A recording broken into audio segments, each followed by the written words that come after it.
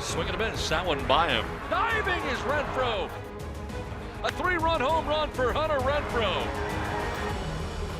And he takes strike 3.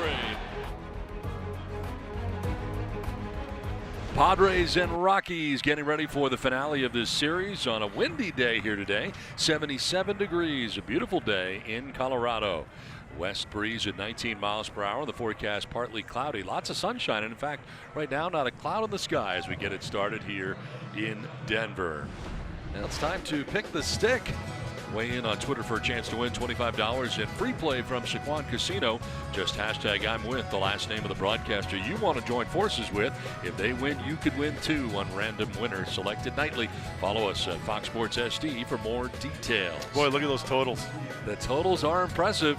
If you're Mark Grant, sitting at 28 right now, off to a terrific start. And you went with Carlos Chiswahe today. I did. Swinging the bat really well. Good numbers against Marquez. It's time now for the Padres starting 9, Andy Green's team. And it's brought to you by your San Diego County Toyota dealers. Franchi Cordero back in the big leagues after 30 games last year with the Padres and in center field. Freddie Galvis at shortstop with Eric Hosmer at first base. Jose Perella is in left field. Carlos Chiswahe at second base. Hunter Renfro in right with Corey Spangenberg at third. A.J. Ellis doing the catching with Luis Perdomo on the mound batting ninth. On the mound for the Rockies, 23-year-old German Marquez. Kid's got a 4-seam fastball, curveball, 2-seam, changeup, occasionally a slider. He'll touch about mid-90s. He's wild in the zone and wild out of the zone, Don. So when he's in the zone, he gets hit, more hits than innings pitched, and way too many walks for the right-hander.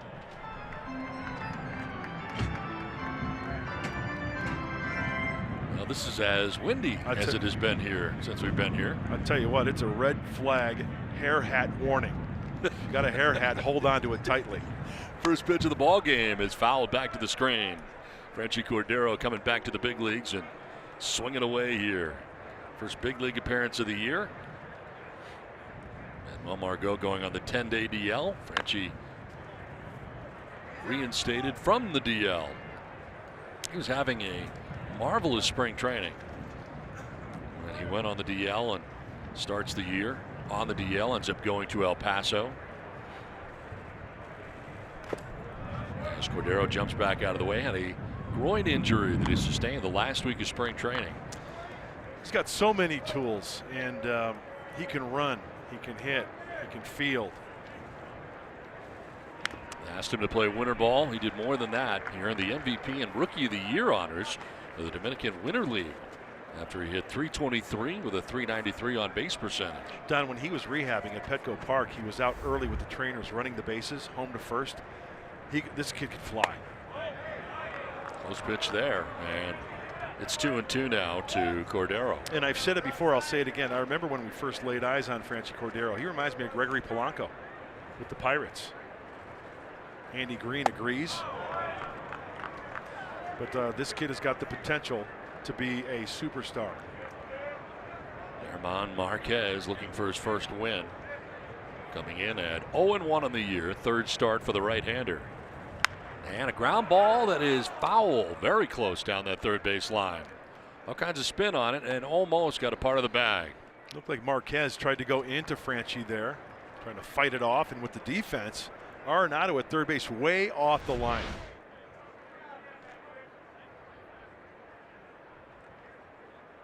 Now right on the line was Trip Gibson to make that call as Cordero fouls it back to the screen. German Marquez with a 95-mile-an-hour fastball. Yeah, he's got live stuff. Needs to get that consistent release point. On the ground to second base, DJ LeMahieu. On to first for out number 1. Let's take a look at the defense behind German Marquez. Defense for the Rockies brought to you by Cadillac. In the outfield this afternoon, left to right, Parra, Tachman, Gonzalez on the infield. Gold Glover, Arenado at third. Trevor Story on the left side playing short. DJ LeMahieu, another Gold Glover at second base. Ryan McMahon, and behind the plate, San Diego own Tony Walters getting the start today. Freddie Galvis fouls it off to the left out of play for strike 1. Freddie hitting at .350. Off to a terrific start. in a Padres uniform, a home run, 5 runs batted in. And a grounder foul outside of first. Padre hitters, first 2 being very aggressive. Cordero swinging at the first 2 pitches. Freddie being aggressive. Galvis 5th in the league with that .350 batting average. Rhys Hoskins of the Phillies at .375. And Galvis strikes out looking, knew it, and takes with him the first K of the day for German Marquez. This is a breaking ball, good breaking ball. We mentioned the stuff. Yeah, Marquez has got the stuff. Can he hone it in and get that release point? Well, that one fools Galvis. Hitters have a tendency sometimes to give up on that breaking ball, and it dropped right in there for a strike. 2 down for Eric Hosmer. And a grounder up the middle, but in the shift. And retired is Hosmer to end the first inning. A 1-2-3 first for Marquez. Rockies are coming up.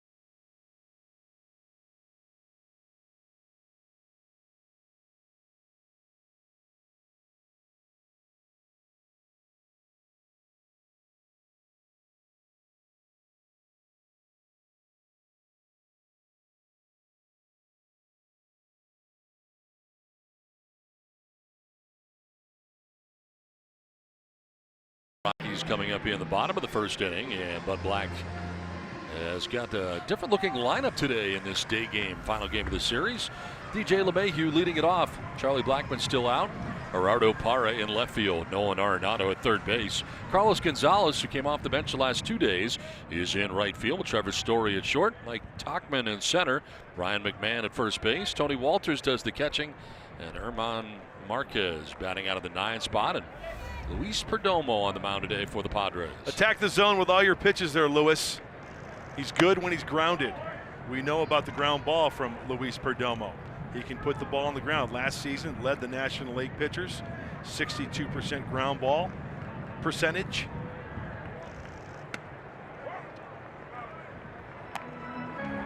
DJ LeMahieu leading off for the second straight game for the Rockies.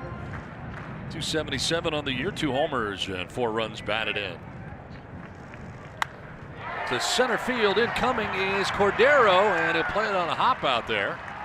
Coming over from right center field, played it on the backhand, and LeMahieu on with a single to begin things here in the first. Let's take a look at the Padres defense, brought to you by your San Diego County Ford dealers. Behind Luis Perdomo, we just saw Franchi Cordero leading off today, playing center field for the injured Manuel Margot. To his right, Jose Perella in left. To his left and right, Hunter Renfroe. On the infield, Spangenberg at third, Galvis at short. Second base is Suaje. Eric Hosmer at first. A.J. Ellis behind the plate for Luis Perdomo. Lead runner on here for the Rockies in the first, Gerardo Parra. That open stance from the left side. And a foul to the screen. Don, I want to comment on that base hit by LeMahieu.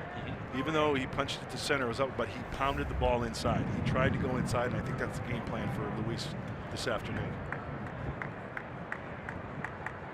Tough start for Parra. 194 average so far in the young season. Shows bunt, pulls it back, and takes a ball.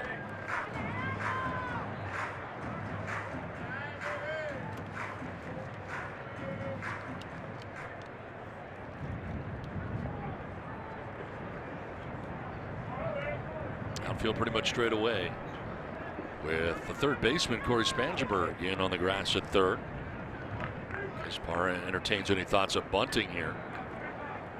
It's Parra now, Arenado next. The Rockies batting here in the first inning.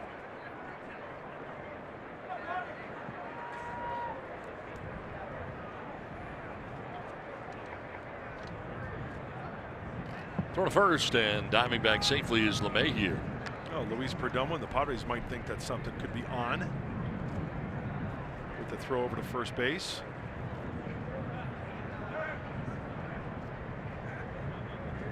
The Rockies dropping the first 2 games of the series and have now lost 3 games in a row. Runner goes, and Parra swings, lines this down the right field line. It'll be a foul ball. Little hit and run there for the Rockies. That was almost trouble, but a foul ball. Let's take a look at the keys to the game, brought to you by your San Diego Honda dealers. Well, the first key this afternoon, precise Perdomo. What do I mean by that? Well, remember we talked about the curveball. You don't want to hang the curveball. You got to set your sights. With the ground ball pitcher, he's got to be right on with the location of that sinker to be effective. And more crisp play. We've seen some good defense. We've seen some decent hitting by the Padres. Keep that up and try to get the brooms out this afternoon and sweep these rocks.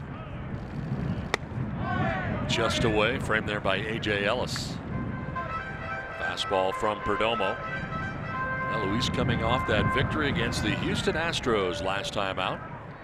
5 innings, giving up just the 1 run. Walked 3, struck out 4, and threw 97 pitches in that outing against the Astros. A.J. wants him to throw over to first base here.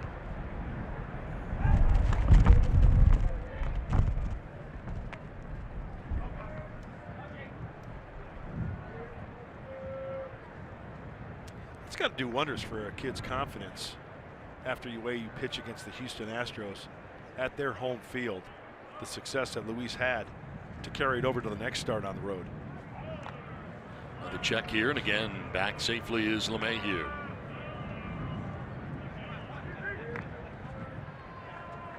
Only 1 earned run in 5 stanzas for Perdomo against the world champions.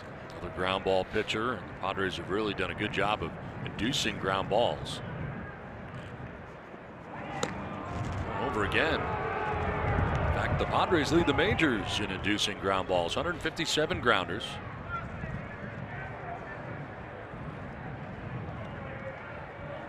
I love grounders.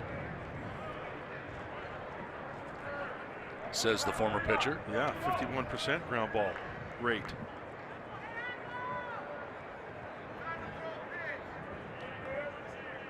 Open for a grounder here. And there you go, up the middle, and that's going to find its way into center field. A well-placed grounder. LeMahieu to second base, Parra aboard, just splitting Suaje and Galvis up the middle. Good concentration from Parra. Perdomo going over to first base, keeping an eye on LeMahieu. And this is right over the pitcher's plate and right over second base bag for the ground ball to Cordero.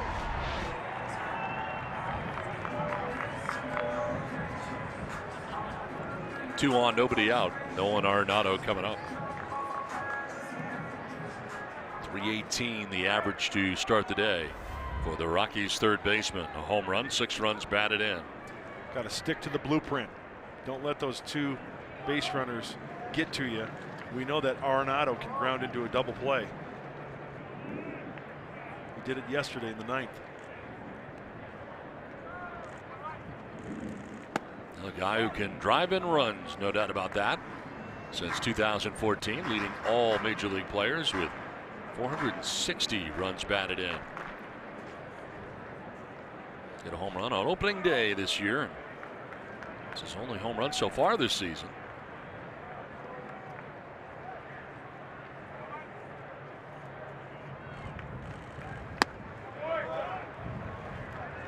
A little bit low, and it's a ball and a strike.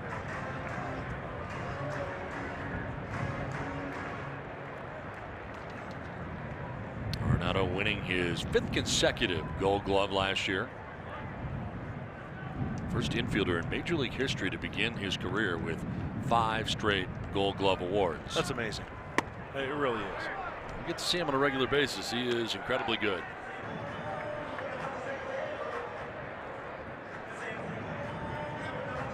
You know, another common theme we've seen from Arenado, he will fish after that breaking ball down and away. We just saw that from Perdomo. Good with man on. And LeMahieu at second base, Parra at first. And a foul fly down the right field line out of play. Arenado now, Carlos Gonzalez waiting on deck.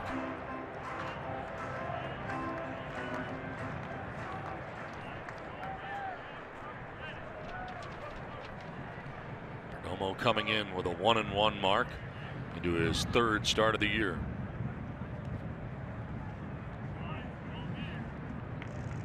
Swinging a foul tip for strike 3. First strikeout of the day for Perdomo, 1 down. That's big time pitching right there. We know the damage that Arenado can do, but speaking of damage, how about first and second and Perdomo getting that first out? There's the slider working around it, out in front of it. Third of the way there, getting out of a little mini jam here. 1 out, first and second, and Carlos Gonzalez coming up. He has come off the bench to pinch hit in the first and second games of this 3-game series, and so it's a .244 average, 2 homers, 6 runs batted in.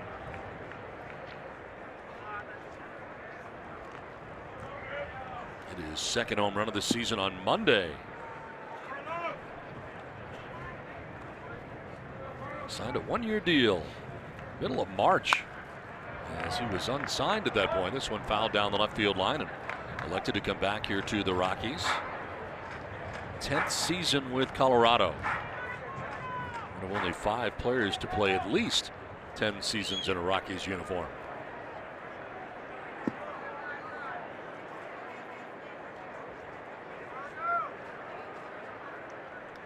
Runners at first and second, 1 down here in the bottom of the first. Hey, speaking of guys who have signed late and still yet to be signed, remember last year there was a player that really tore it up and really helped these Rockies in the first half of the season. Where are you, Mark Reynolds? Yeah, very good question. Thought he might end up back here, especially with the first base kind of being available here. I thought maybe St. Louis with the first base situation. Still unsigned.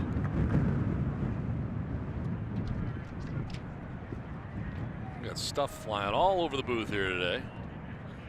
We need some paperweights. Old Glory, state of Colorado flag, heavy starch.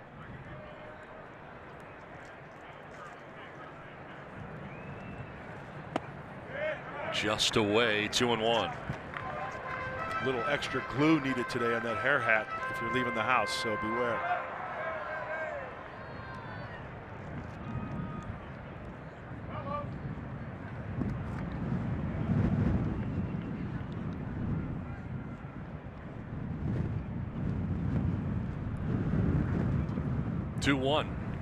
Is down low, 3-1. Hey Don, look at the pants of Brian Gorman, the home plate umpire behind home plate. I mean, look, it's whipping down there.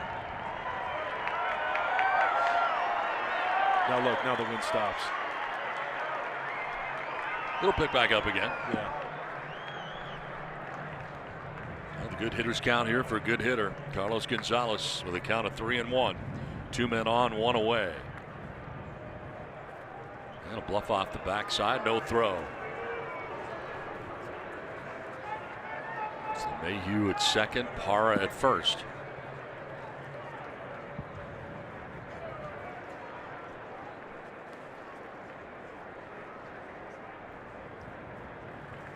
On the ground up the middle, and Asuaje will flip to second for 1, on to first. That's not in time, but a nice play. Carlos Asuaje up the middle, almost looked like he wasn't going to get there, but he does. And they get the middleman at second base in Parra. Don, I'm right there with you. I thought this ball was ticketed for center field. Carlos Asuaje very quick to his right. Freddie Galvis sees the play. Okay, he's going to cover the bag now. He's anticipating the throw, getting in a good throwing position. They don't get Gonzalez at first, but at least they get an out. Very nice footwork, handwork around the second base bag there to get that runner. So 2 down, first and third, and it brings up Trevor Story. Shortstop with 3 home runs so far in the year. Good start for Perdomo here. Gets a strike over.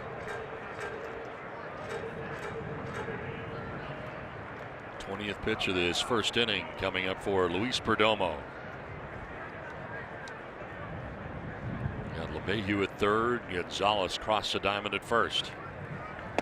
That'll straighten him up. A pitch in at 93. There you go, little two-seamer down by the shins. That's Trevor Story's feet moving.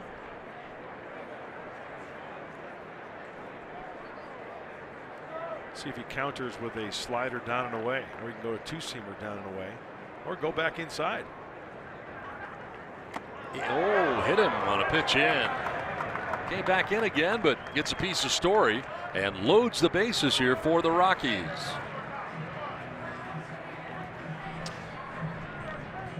That happens sometimes. You want to be aggressive with the fastball in. The two-seamer's got some movement. A.J. Ellis wants it in. It's just in too much.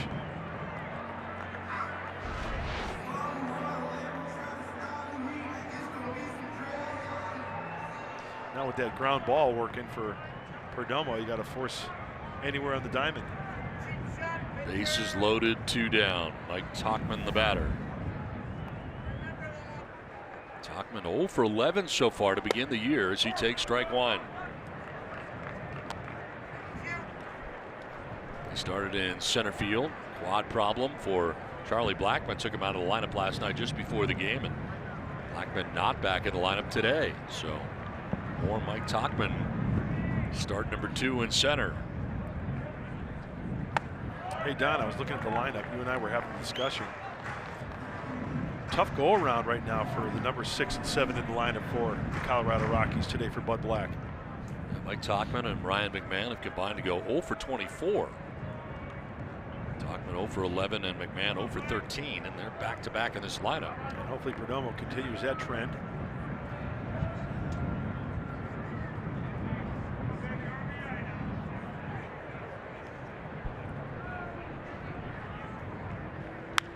Late swing, and it's fouled into the seats.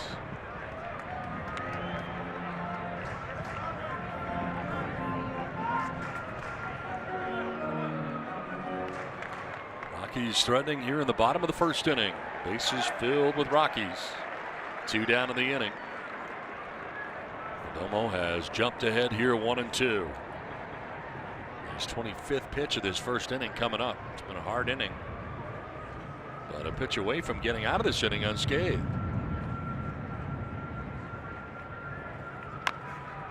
Little dribbler foul towards the end of the Rockies dugout.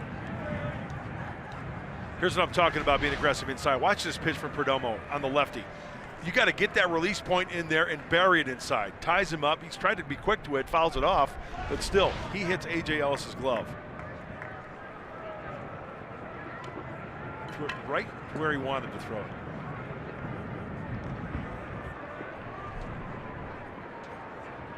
Swing and a miss, and he struck him out. Elevated the fastball at 95 miles an hour. Picks up his second K and gets out of the bases loaded jam. Nicely done by Luis Perdomo. Scoreless after 1.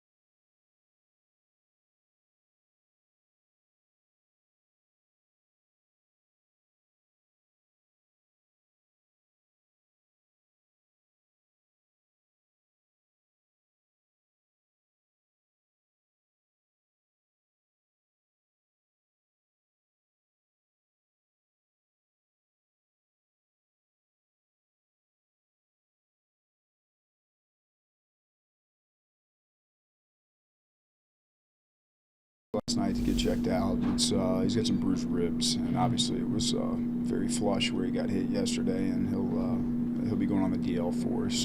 The hope is like it's 4 or 5 days to start feeling a little bit better, and then start getting some swings in and get ready to go. Tough blow yesterday, but saw him last night. He was in good spirits, laughing wasn't hurting him, smiling like he always does. He should be good to go hopefully in 10 days. That's Andy Green giving the medical update on Manny Margot, who took a Scott Oberg fastball in the ribs last night. As Andy explained, the good news is no broken ribs. They expect him to be fully back and functional in 4 to 5 days. And in case there's any thought that maybe it was done on purpose, absolutely not. As soon as it happened, Oberg came over to Glenn Hoffman and apologized, and then later after the game also texted Manny Margot to say that he was sorry, so don't look for any revenge today, guys. In the meantime, Franchi Cordero up. He was expected to be called up tomorrow, so he gets up here 24 hours earlier, and hopefully we see Manny in 10 days, guys. All right, Scan, thanks very much. That was a very scary thing here last night. Zay Perella leading it off and lining this one over the head of Glenn Hoffman in the third base coach's box area. You know what I just noticed, Mud?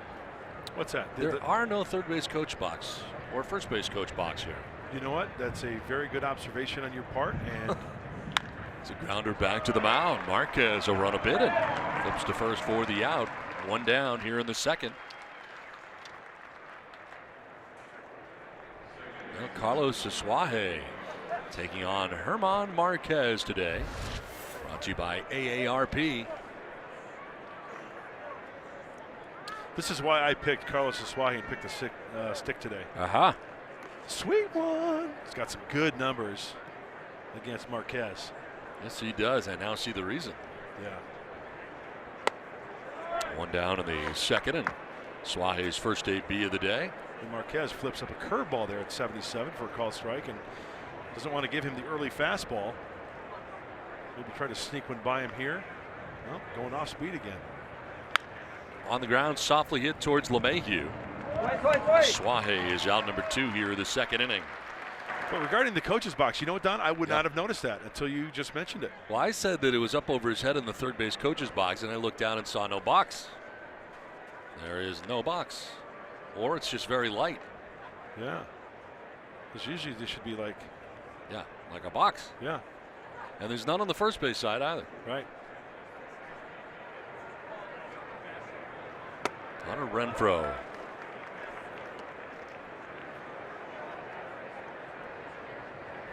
Batting here with 2 down in the second inning. 4 ground ball out so far for Marquez. Oh, really? Inside. Hunter gets hit. Man. Paul Navarro, the trainer, out there to check on him. Trying to stretch out that hand, it looks like.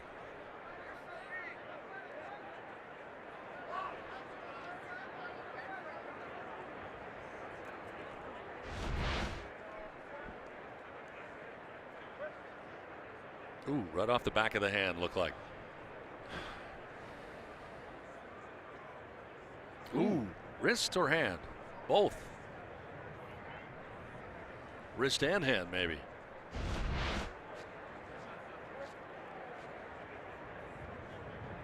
Well, he's all right for now. Going to stay in the game, going down to first base. First batter to reach for the Padres. Andy Green has seen too much of this lately. Got that right.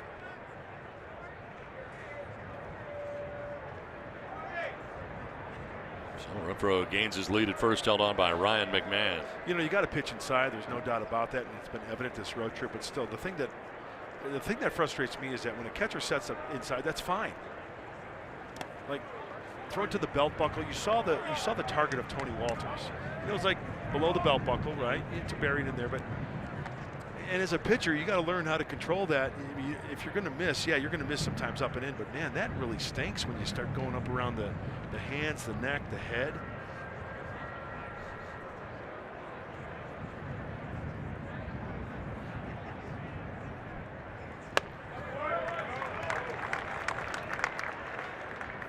Spansberg getting the start at third base today. 2 homers, 3 runs batted in for him. .231 average.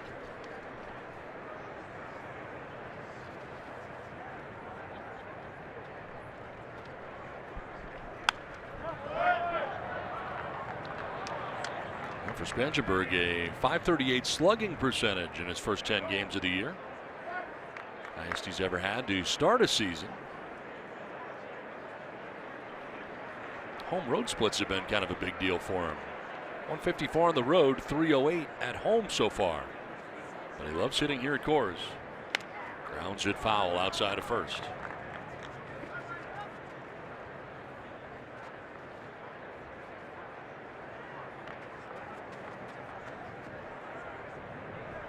German Marquez retired the first 5 Padres he faced in the game for hitting Hunter Renfroe. Now a grounder right side. LeMahieu will go to second. The easy way to get the force out and to end the inning. Inning and a half done without a score from Denver.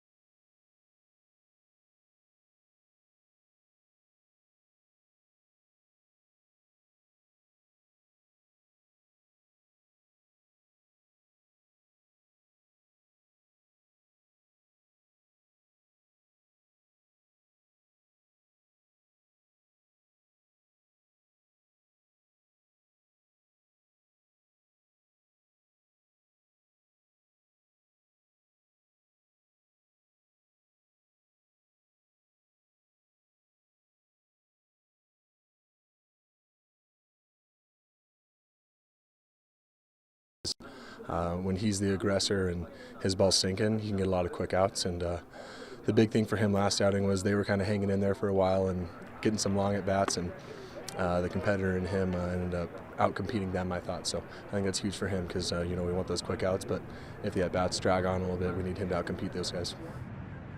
That's Austin Hedges talking about Luis Perdomo, who threw the ball very well in his last outing. And I think one of the key things there, guys, is Austin talking about the long at-bats. Yeah, you want to get quick outs, but Luis did a great job of sticking with those long at-bats, continuing to make pitches. We saw that in the first inning. Another thing to keep an eye on, first pitch strikes. When he gets ahead 0-1, the on-base percent at 250. When he falls behind 1-0, it goes up to 647, guys. He has to stay aggressive.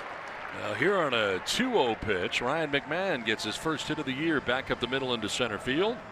Have been 0 for 13, but a single here. And lead runner on for the second straight inning here now for Colorado. This is very impressive. Where this pitch was and where Ryan McMahon hit that baseball. That ball, watch where this pitch is. Down and in, off the plate, and he somehow fights that ball up the center of the diamond in between Asuaje and Galvis for the base hit. So McMahon at first and Tony Walters coming up. On the ground towards short, Galvis will flip to second for 1, on to first for 2. Double play, nicely turned by the Padres. Galvis to Asuaje, on to Hosmer, 2 down. Is there anything better than when you give up a single, first pitch swinging, and you get a grounder and you let your middle infielders work for you? Galvis, Asuaje, Hosmer, it's got a good ring to it. And the ground balls continue coming out of the hand of Luis Perdomo. 2 down here in the second, and German Marquez. 1 for 3 so far as a hitter this year. The Rockies pitcher. 167 in his career. 3rd year in the big leagues. No, there's no guaranteed outs, but also with that double play, you got the number 9 spot, the pitcher. You shut him down here, you go back in. Don't have to flip that lineup over. Hopefully you can make quick work of Marquez.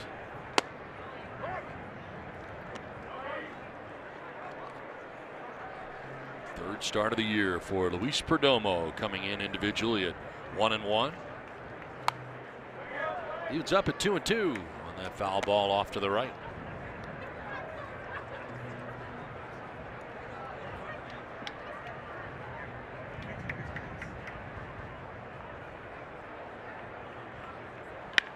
Line to left field, and that's in for a base hit in front of Perella. Solid contact there for Marquez.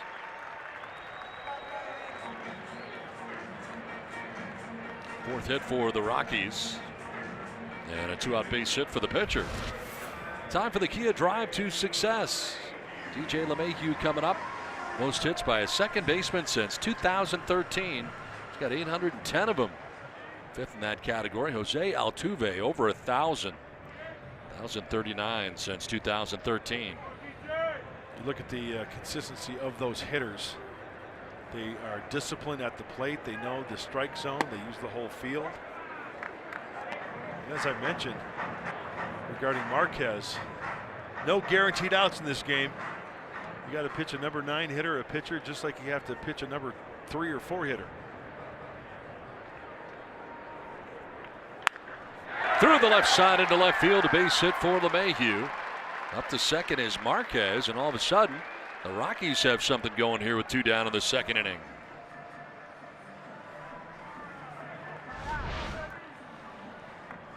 This is a hanging breaking ball, it looks like, and he tops it.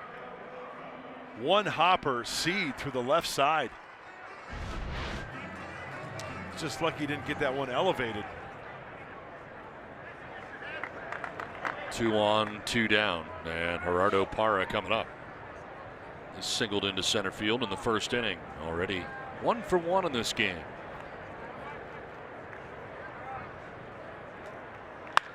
To center field, Frenchie Cordero coming in now to make the catch on the sinking liner that ends the inning. The Rockies strand a pair, scoreless through 2.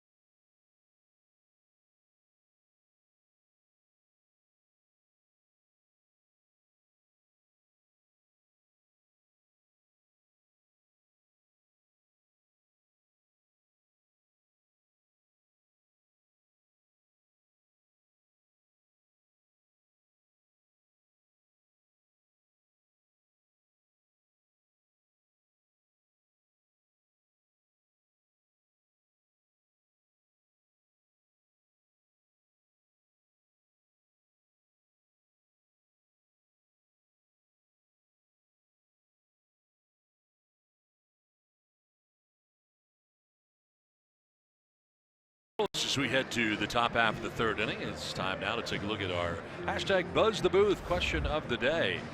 What is the one game you'll always remember calling? Mark, what is one out you will always remember getting? You go first. That's easy for me. 5 years ago, 2013, after the marathon bombing in Boston. The first game back at Fenway Park, the first gathering of any kind really after the bombing took place. A very emotional day. A lot of the victims were there that day, and Daniel Nava hit a key home run at Fenway Park in the 8th inning against the Royals to put the Red Sox on top, and it was a very emotional day that day. I have to say that's the most memorable game I've ever done at a venue. It was more about stuff off the field than on. I think that was emotional for everybody in baseball. Yeah. Mine was 1989 batting race between Will Clark and Tony Gwynn. Yep. I got in the game the night before the Saturday night game, got a chance to pitch to Will Clark.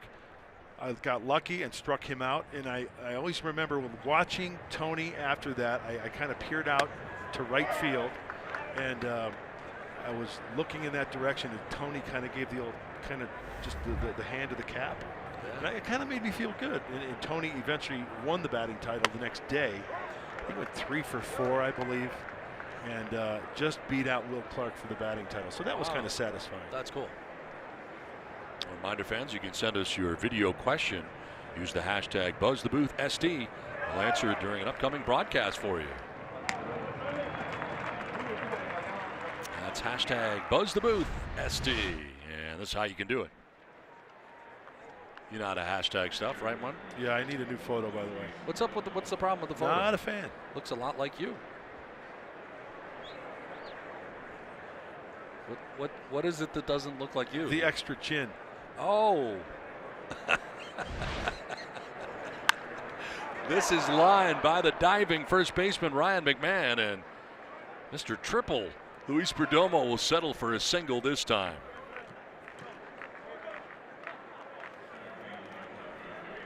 That is a first hit for the Padres of the day. Both pitchers have got hits in this game. This on the inside part of the plate. And with the way that they're playing, even off the bag at first base, McMahon cannot get that one even by diving. Hit sharply through the right side. Best athletes on the field, right? Absolutely, no question about it. Smartest. 1 out, 1 on, Franchy Cordero. Everybody can learn something from a pitcher. Franchy in his return to the majors, played 30 games last year for the Padres. Grounded out to second base in the first inning. How sweet would it be for Franchy Cordero to go yard today? Back in the lineup. He looked like a different guy in spring training to me. I mean, he was flying around. And it really looked like the winter ball experience where, again, he was MVP of the Dominican Winter Ball League. And that's a good league, too. Yes, it is. A lot of talent. You know, that's their big league season down there, because all the regulars, it's winter ball, it's the offseason. That's when their star players play. You know, they do have the summer league down there, but their winter league, that's their big league season.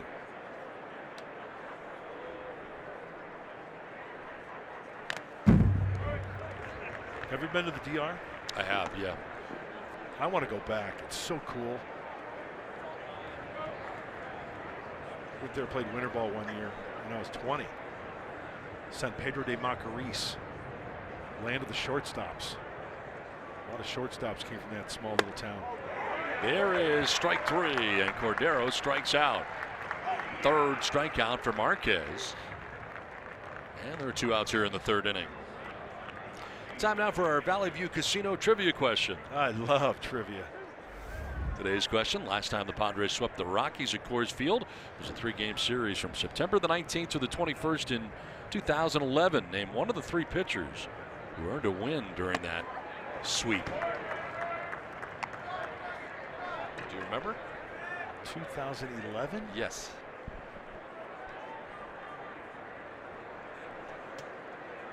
Two down, Perdomo at first, and Freddie Galvis. I've got an idea, but I'm going to not share it yet. Okay.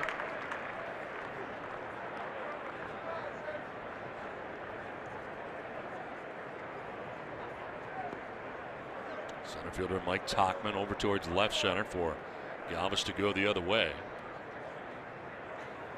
Swing and a miss, and Marquez will strike him out, and they got to throw him out, and they do. 4 strikeouts for Marquez, scoreless after 2.5 from Denver.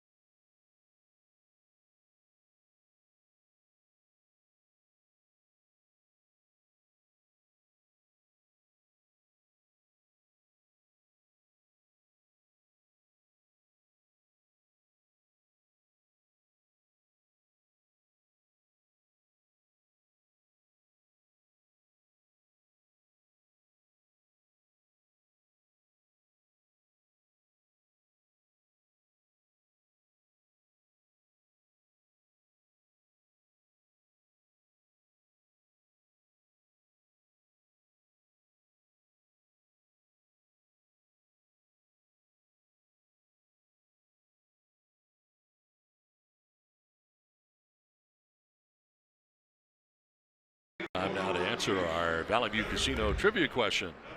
Last time Padres swept the Rockies here at Coors Field, a 3-game series in September of 2011. Can you name one of the 3 pitchers who earned the win during that series?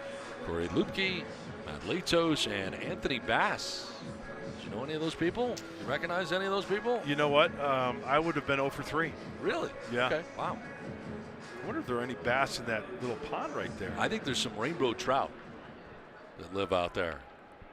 That's beautiful. In the forest here at Denver's Coors Field. That's good bass. Luis Perdomo back on the hill. 38 pitches through the first 2 innings. And Nolan Arenado leading it off. That one thrown behind him. Arenado's going after him. And now we're going to fight at Coors Field. Padres have been hit the entire series. And Perdomo throws behind Arenado, and it's on.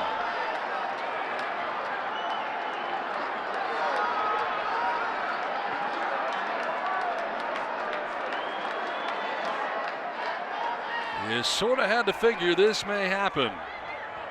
Maybe not so much after the Margot last night, but the Renfro today. Yeah, got that right. Arenado has been pulled out of the pile. And he and A.J. Ellis are now trying to get at each other.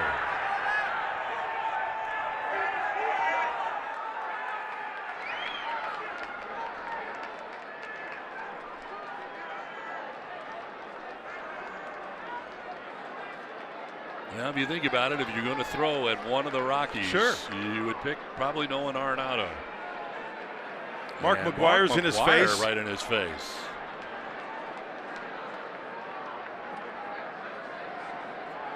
You know, I've always been a big proponent that if you're going to throw inside, learn how to manipulate the baseball and throw and hit your target. When you start going up around the neck and the head and the hand area, that could get really, really dicey. Things are picking up now. Just when they started to die down, A.J. Ellis came around from the back. The pile started to move.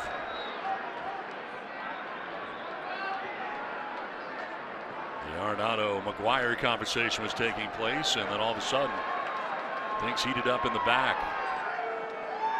We've got a lot of baseball left here today. We're in the midst of the 3rd inning.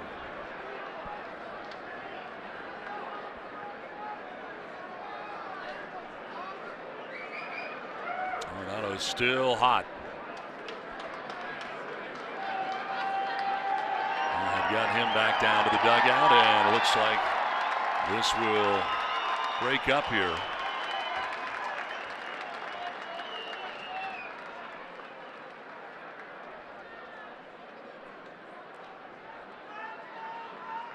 And we'll see what kind of ejections we have here coming up. AJ looks rattled. AJ really looks rattled. Actually, he was on the ground for a while, A.J. Ellis.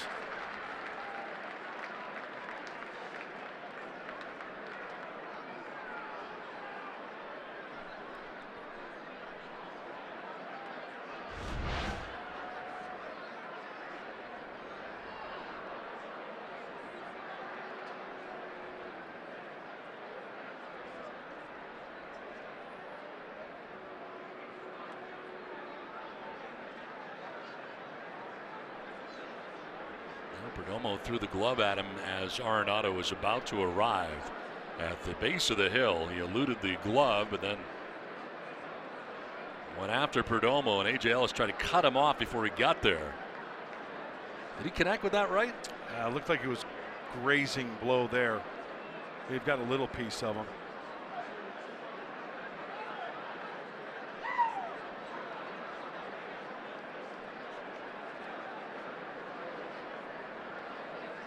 There's A.J. Ellis on the side there, I saw. And there is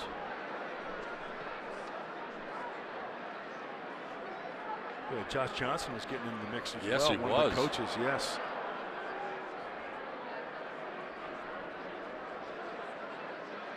You know, this is where Mark McGwire talked with Mike Redmond, and then Mark McGwire got into the face of Nolan Arenado. umpires together here trying to figure out who is going to get tossed from this game. Again, the umpires, if they think it was intentional, do not have to hand out warnings. They could eject Perdomo immediately. Yes. And that's what they're trying to figure out here. Well, I'm guessing Arenado's automatic, right? For charging the mound. This was the second part of this when things had calmed down. Then all of a sudden, the back of the pile heated up again.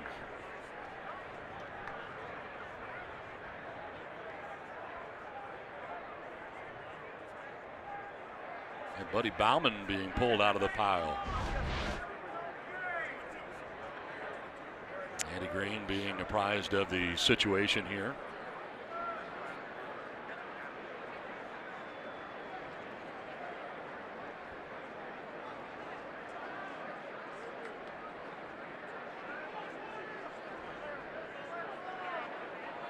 All right, so this is what predates this situation here this afternoon. Last night, of course, Manuel Margot hit by a 95-mile-an-hour fastball in the ribs. Ended up at the hospital last night and bruised ribs and on the DL. Today, Hunter Renfroe is hit on the back of the hand, part of the wrist and the hand. And it leads to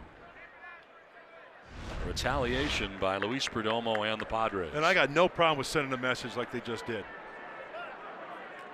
So now the umpires are breaking up. They're going to talk to each manager. Here comes Bud Black out of the Rockies dugout. They're letting Andy Green know what they're doing here. Brian Gorman, the crew chief. And it doesn't look like Andy agrees with the decision here, whatever it is. But like you said, Don, right, that's the umpire's discretion. Yes. Without having to issue a warning. Right. They now have the ability to eject you if they feel that that was intentional. And I don't think there's any way it's not. I'd have to agree with you.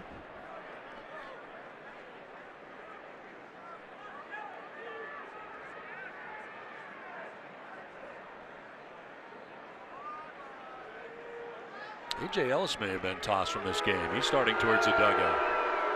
So he may be gone.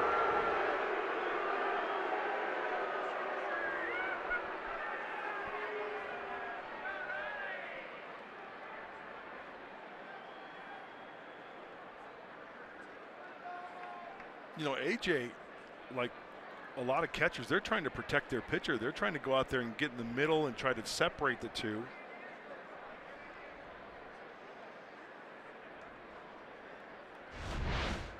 This was the pitch that started the brawl here in Denver. Right It missed him, right? Arenado. Yes, it did. It did. Arenado went right out there.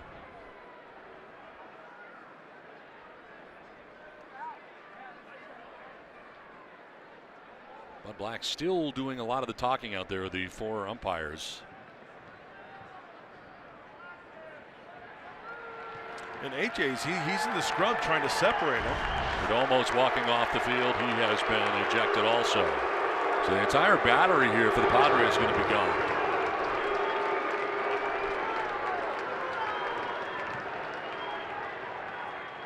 So 2 Padres, 1 Rocky, I guess. So far as I would have to say Arenado, Ellis, Perdomo. Austin Hedges has come out now with his full gear on, and there goes Ellis. I'm wondering if they're talking about, I mean, you know, if A.J. Ellis has gotten ejected for what, trying to protect and trying to separate, there was so much going on. I don't know what warranted ejecting A.J. Maybe they're talking about, are there other Rockies that were in that scrum that were throwing punches or doing whatever to warrant them being thrown out of the game?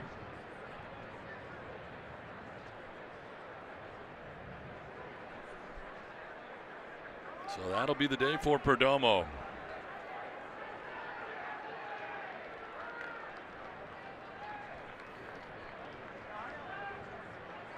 Buddy Bauman is coming in from the bullpen. He'll be given as long as he needs. Obviously was not warming in the pen, and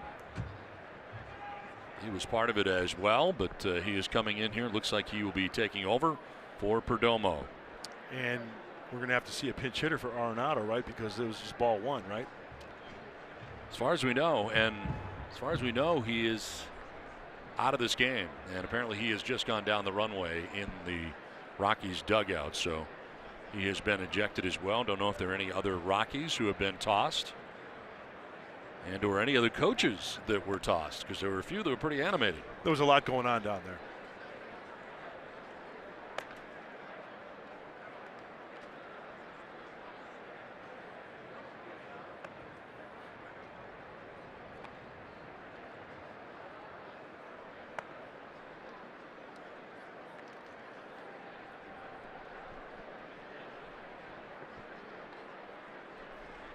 So Andy Green headed back to the dugout here. I thought he's got more to say or more to ask about.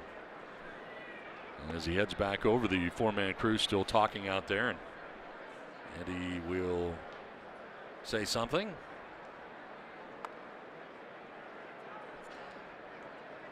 But almost still sitting in the dugout.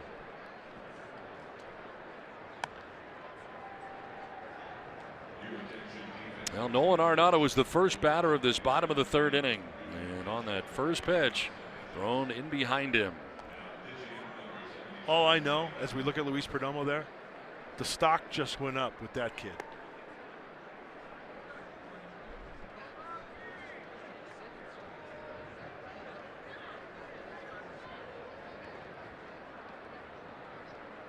And they're letting him know he's got to go to the clubhouse, cannot hang out in the dugout. Andy Green letting him know. And Luis headed off here to the dugout and the clubhouse.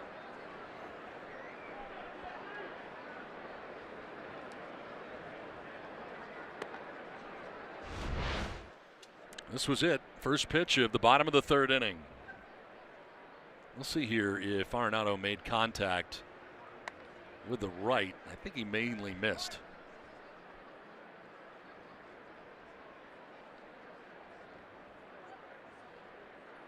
Perdomo was in that pile, though, and then on the ground, I think. So hard to see. It really is. But there are some on the ground there.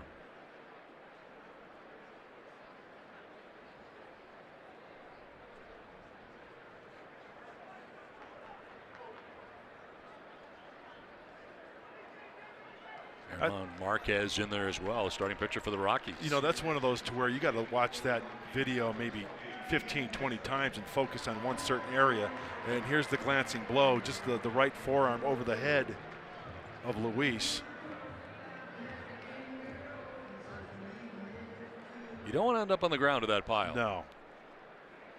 A lot of cleats. A lot of cleats. Chance to separate a shoulder. Well, here we go. Buddy Bauman into the game now. And his first pitch is grounded towards third base. Going on the run in the dirt, and Hosmer can't make the play on the other side. Ian Desmond coming on to take over for Arenado. And he grounds one to third, and the errant throw from Corey Spangenberg. Let's see if Corey had a little bit more time, because he threw this one on the run. Yeah, it looked like he had more time. Had a time to gather himself and maybe a little crow hop.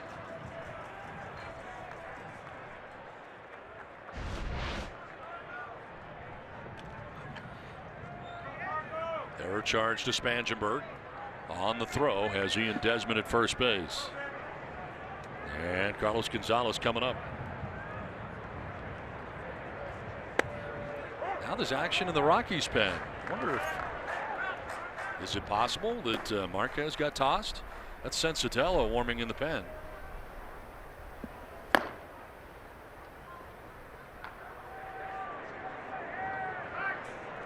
Soft toss to first, and Desmond back to the bag.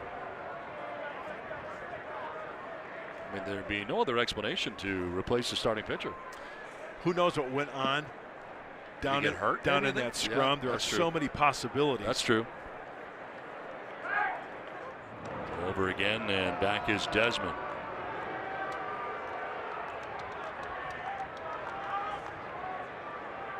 I mean, Marquez was throwing the ball well.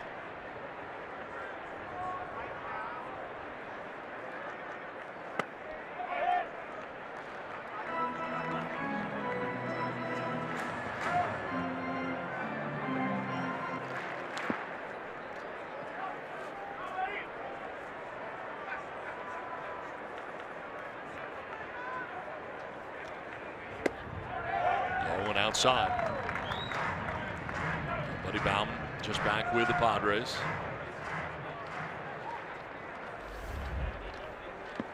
Last year got into 23 games. Runner goes, pitch swung on a miss, throw down, it's going to be close and not in time. Stolen base for Ian Desmond. See if the Padres are going to challenge here. Boy, that was a nice quick release by Austin Hedges behind home plate. It was a pitch that was up in a little bit. There's the swing and miss.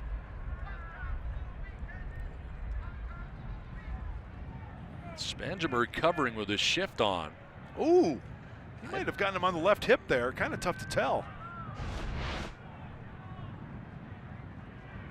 They are going to challenge. Padres challenge the call at second base, which was safe, and looking to get it overturned here. And I think Spangenberg may have gotten the tag on there first. I think you're right. So we'll see.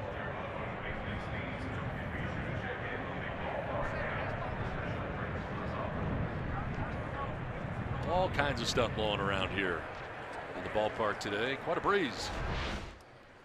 Another look here on the tag. Does he get him on? Can't really see there.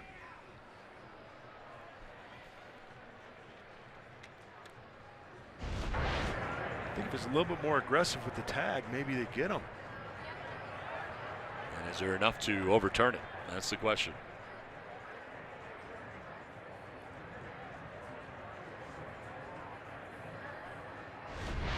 We got another look.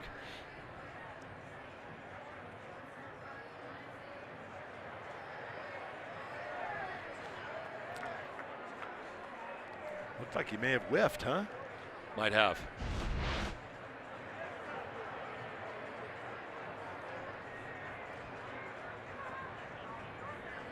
We'll see. Again, it's got to be convincing enough to overturn it.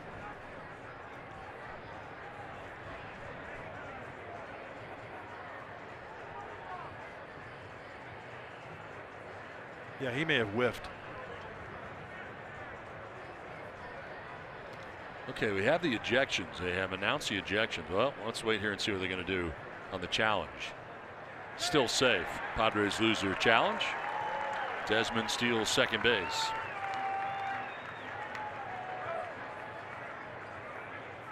So there are more Rockies than there are Padres. Perdomo and Ellis, the battery for the Padres, ejected as we had anticipated. Arenado ejected as we anticipated. Marquez, the starting pitcher for the Rockies, ejected, and Gerardo Parra was ejected. I did not see what he did. Here's a ground ball off the bat of Gonzalez into center field. Desmond being waved around. Here comes the throw from Cordero. It's cut off. And the Rockies have taken the 1-0 lead.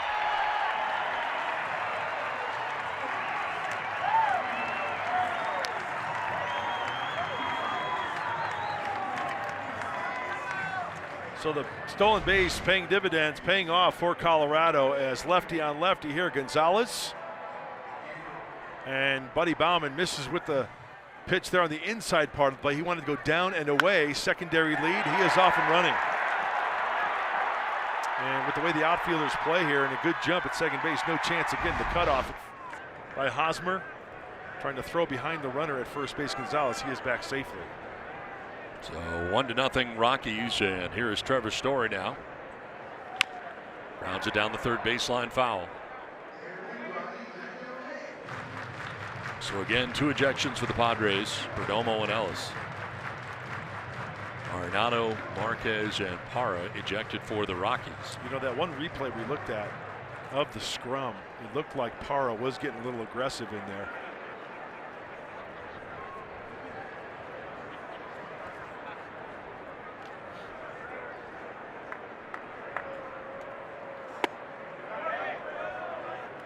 On a strike here to Trevor Story.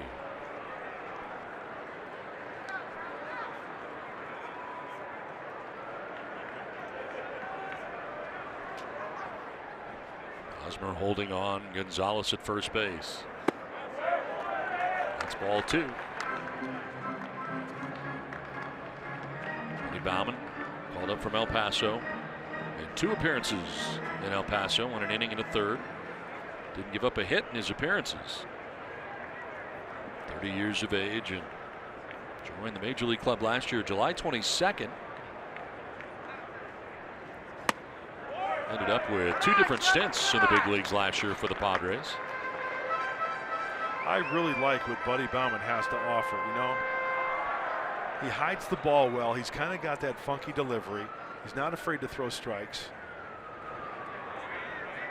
Old opponents in 20 of 23 innings scoreless last year.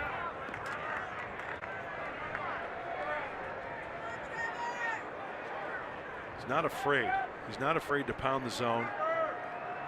And once again, it's not electric stuff, but he knows how to pitch with what he's got.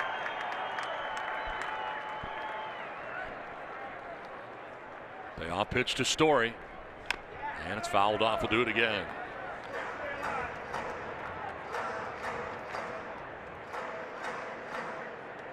So here's the defense for the Padres with a new battery. You got Bauman in the game, and you got Hedges doing the catching with Ellis and Perdomo ejected.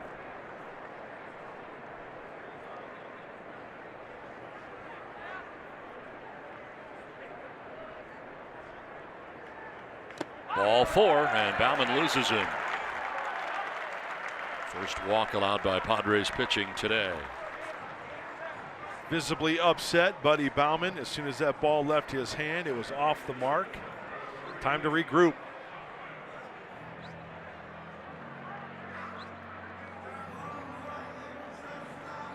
Mike Tauchman coming up.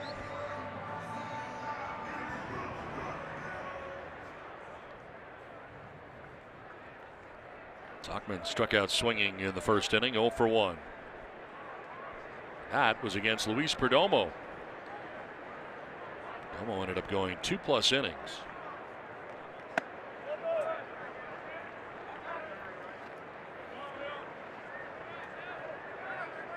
Giving up 5 hits. Was charged with no runs. Didn't walk anybody and struck out 2. And ended up throwing 39 pitches. His 39th, the most controversial of his outing. Tauchman gets a bunt down, and going to first base going to be Spangenberg in time with Asuaje covering the bag at first. Sacrifice is complete. Gonzalez to third, Story to second now with 1 out in the inning. Well, perfectly executed by Tauchman, even with Spangenberg in. Well, that ball looked like it was up against the lip of the grass there.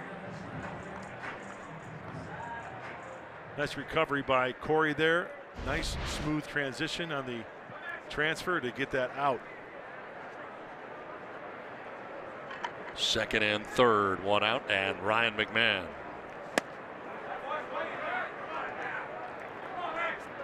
Big relief for McMahon.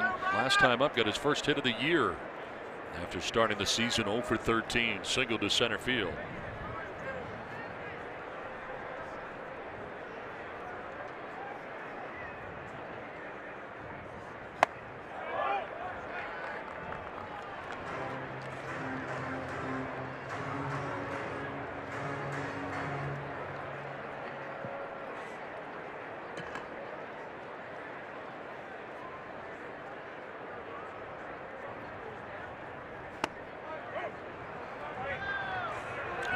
Battling back here, 1 and 2.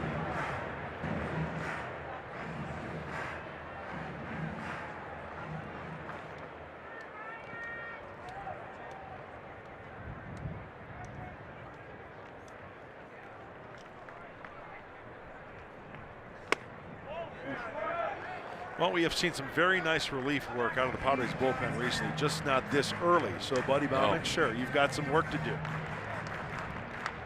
Yeah, here he is in the third inning. They need some outs. And once again, out in the bullpen, the ruckus, and then, you know. Swinging a foul tip for strike 3. Oh no, he didn't hold on to it, he dropped it. So hangs here at 2 and 2, staying alive. So you've got to get into that mindset quickly for Buddy Bauman. After what happened on the field, the ejection, He gets as much time as he wants to warm up to get hot.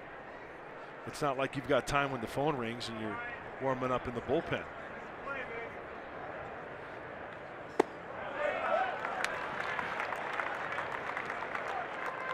Full count now, 3-2 to Ryan McMahon with runners at second and third, one out, a run in. Rockies have struck first.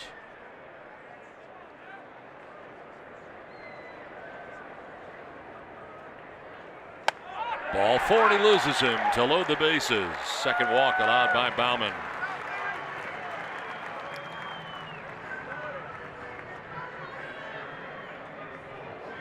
So bases filled with Rockies, one down, and Tony Walters coming up.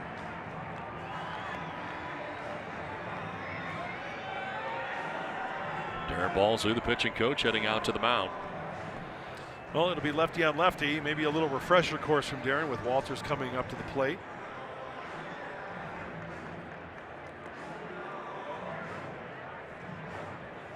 This seems to be, looking at the actions from Darren, kind of a little bit of pep talk, because the last two times with those walks, very, very frustrated Buddy Baumann.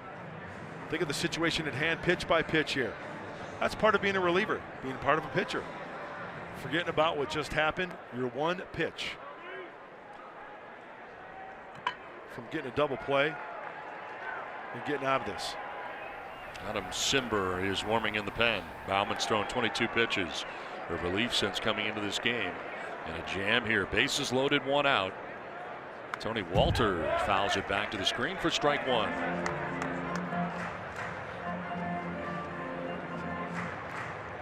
Grounded into a double play in the second inning.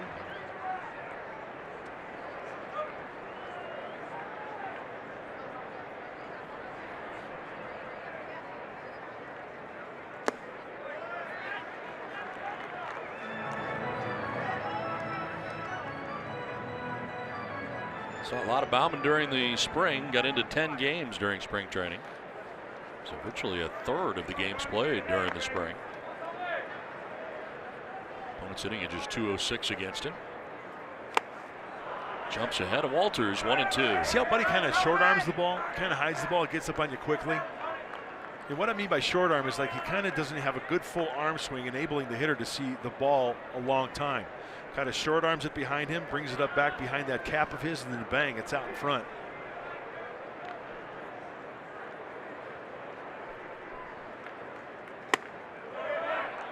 Kind of a drop and drive delivery as well, too. He lowers his body on that back knee, breaks down on that back knee a little bit. There's some deception in that delivery.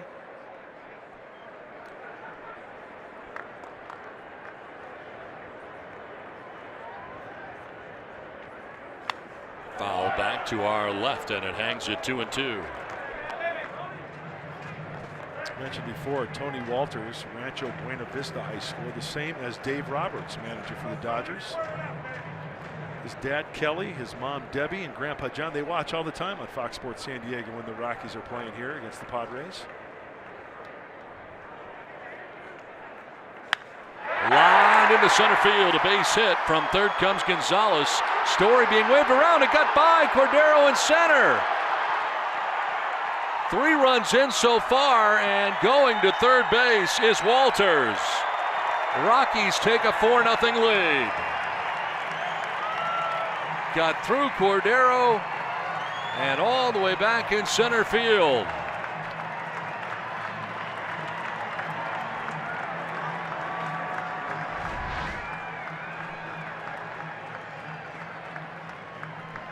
Walters does a nice job of that pitch up and away. Now this ball snakes on Cordero. Looks like he just came up with his glove. Let's see. Big hop. Yep, he came up on it. Everybody's off and running. 3-run score on the play. It's a single and error on the center fielder Cordero. 2 RBIs on the play, and that's the end of the day for Buddy Baumann. Rockies have a 4-0 lead. Pitching change from Denver.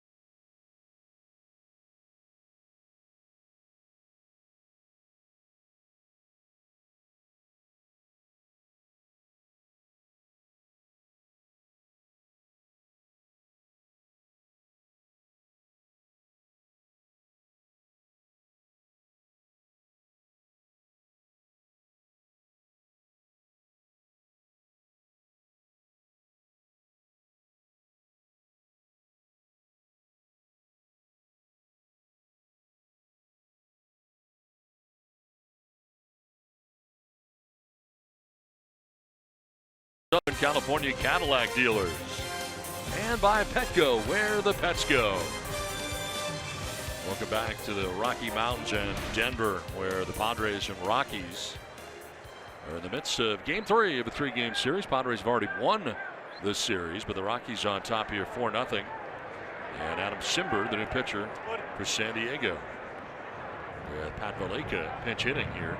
Infield in all the way around with Walters at third base and a pop-up foul back and out of play.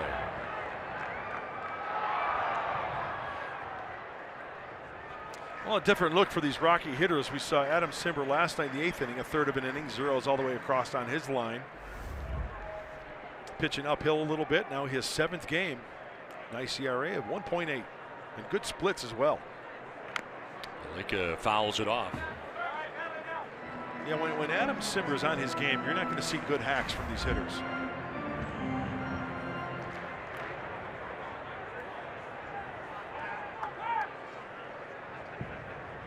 One for 21 is Pat Valleca out of the gate. Made a start at first base in this series. Coming off the bench and will line one foul.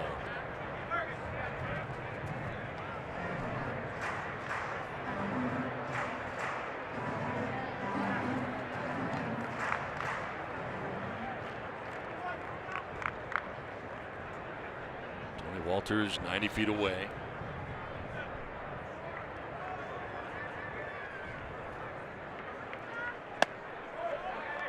Padres have made 2 big errors in this inning. They got it started. Ian Desmond reaching on the throwing error by Spansberg that began the inning and started all this. And 3-run score on the error committed by Cordero in center. This one fouled back to the screen.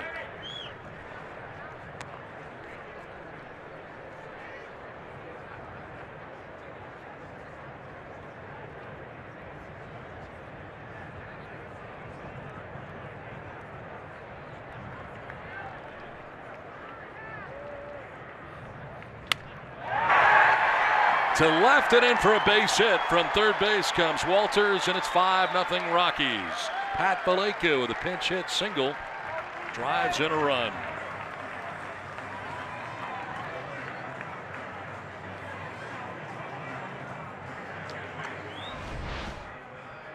Wants it down and away. It is down and away. And you know what?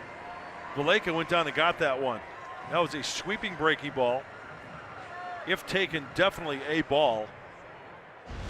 Showing some serious plate coverage off the plate, pulling that one for the RBI. And the top of the order, DJ LeMahieu. Grounds one towards second base. Aswahe will flip to second for one. A bobble there. They get the out, but on the transfer, that's where Galvis dropped the baseball. So 4-6 on the putout of Valleca at second base, but the inning continues. Let's check out the feed from Aswahe. It was a perfect feed. Just couldn't find the handle. Maybe a little bit too quick on that transfer. We're going to have another pinch hitter coming up here. Tyler Anderson, the pitcher, is coming up here to hit.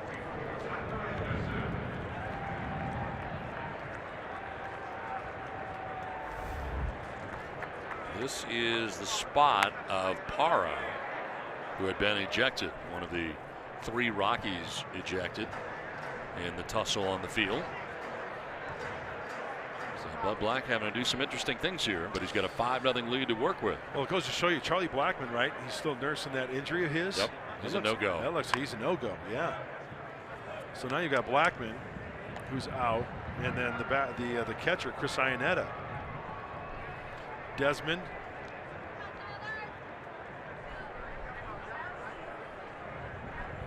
Blackmon looks like he's ready to go. Desmond's in the game. He pinch hit to lead off this inning. So Iannetta and Blackmon, the only players left on the bench for Bud Black.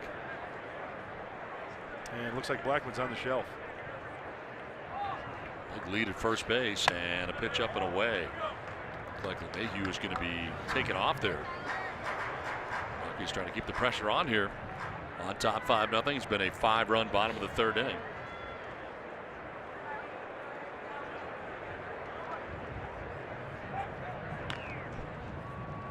This altercation has ignited their offense. It's been kept pretty quiet by the Padres in the series. Adam Simber, third arm on.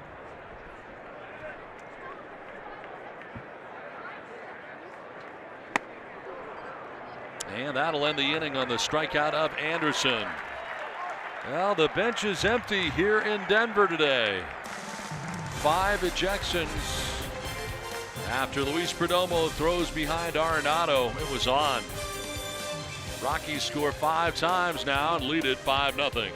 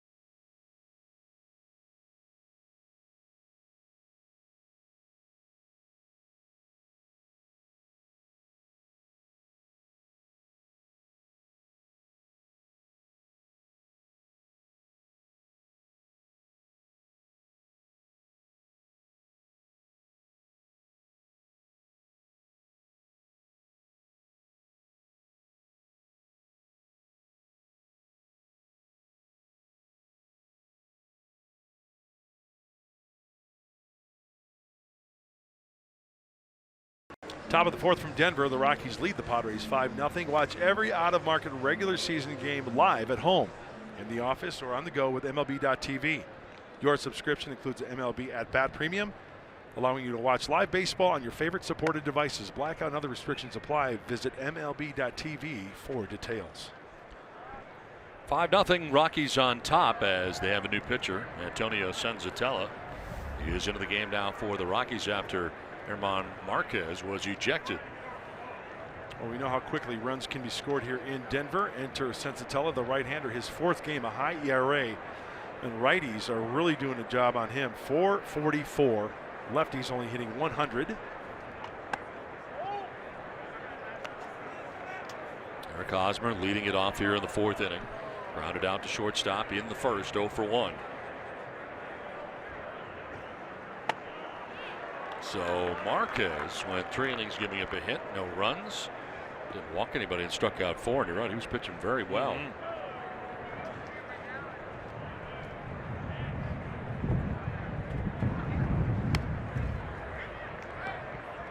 One thing I did notice about Marquez when he arrived on the scene with the towel that he had wrapped around his arm, he kind of fired it into the pile. I don't know if it was at anybody, but the umpire, one of them saw it. And he is ejected from this game too. One of the 3 Rockies. Well, what's done is done. Pat Valleca now at 3rd base, and you know you've got a couple of important players for the Rockies offensively out of the game, as Ian Desmond will go into play left field when he pinched hit. Parra and Arenado ejected. The other 2 besides Marquez.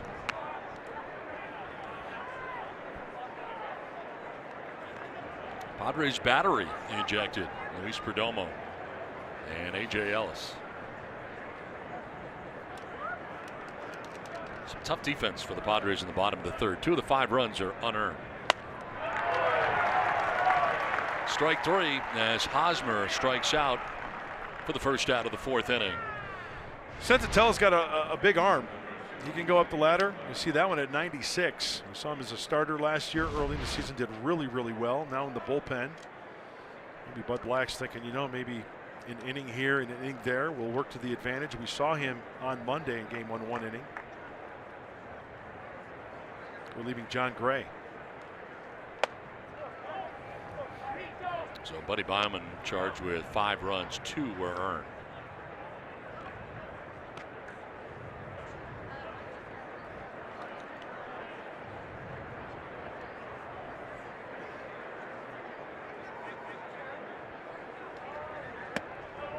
On the corner, 1-1.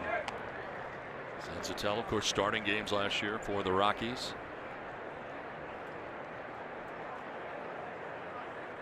Stretched out during the spring, so I imagine he'd go a while here, and that's what Bud Black needs. Yep. That one guy who could be the swing guy, you know, Right. an emergency start, the guy who can go multiple innings. Morello reaches out, fouls it off to the right, out of play.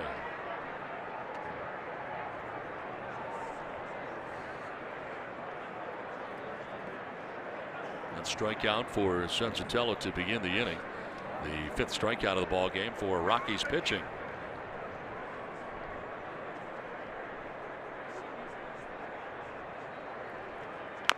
Chops softly.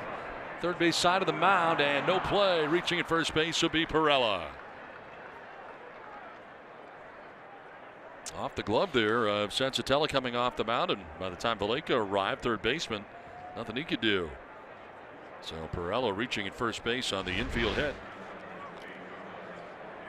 Senzatella falling off to the first base side. No chance. 1 out, 1 on. Carlos Suaje coming up. Grounded out to DJ LeMahieu at second base in the 2nd inning. 0 for 1.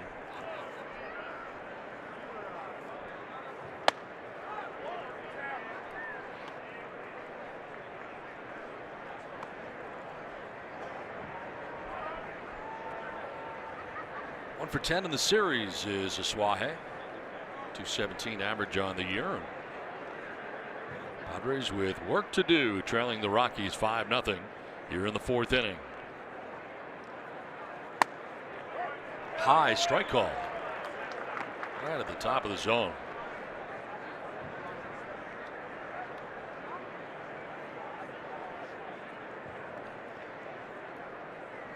Yeah, it's tough to get on top of that high fastball from Senzatella at 96. Get a lot of pop-ups.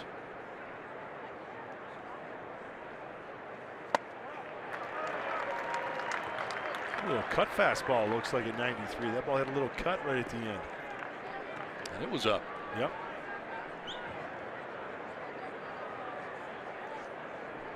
One out, 1 on with Perella at first base. Senzatella asked for time. Second base umpire Adrian Johnson.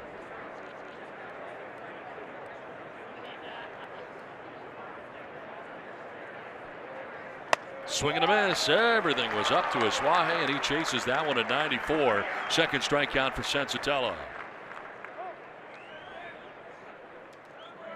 Hunter Renfroe coming up. He was hit on the back of the hand there, wrist area. And then later on, this reaction from the Padres. The ejection of both Perdomo, Ellis, and Arenado. The 3 there immediately involved.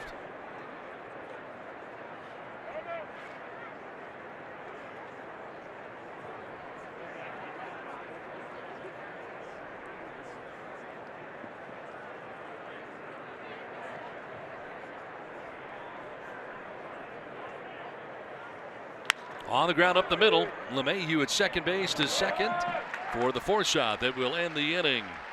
Through 3.5 from Denver, 5-0 Rockies.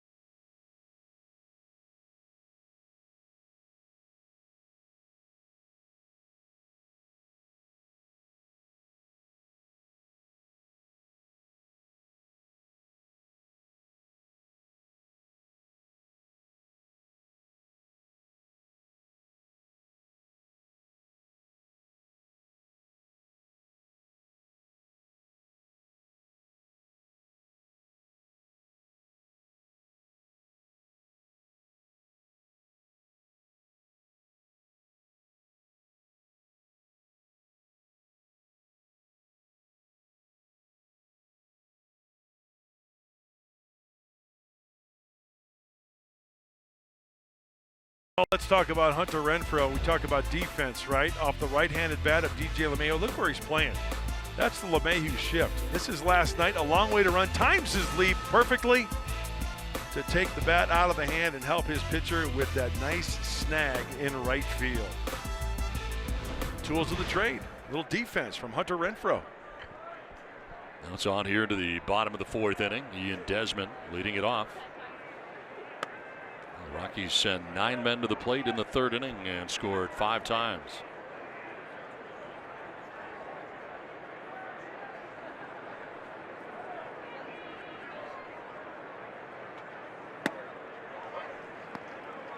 Simber, the final 2 outs of the 3rd, back out there to begin the inning.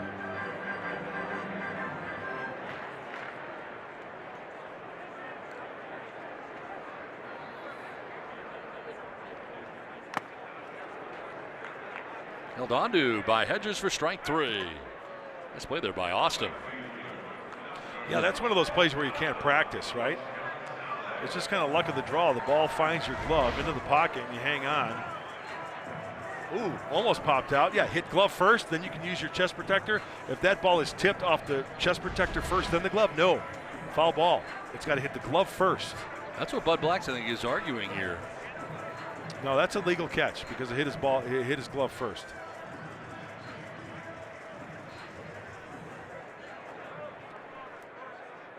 So Bud back to the dugout.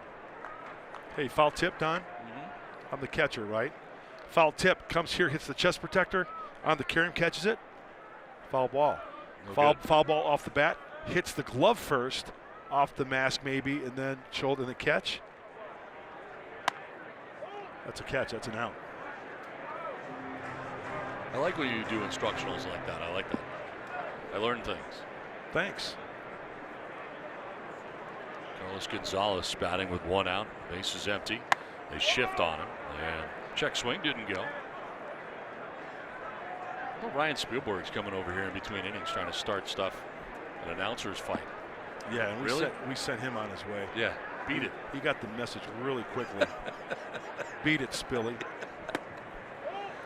Tell your story walking. I like our chances against Spielberg's in Houston. Really? Yeah. Come on. Drew Goodman, really? Yeah. Nice glasses. 3-0 is in there for a strike 3-1.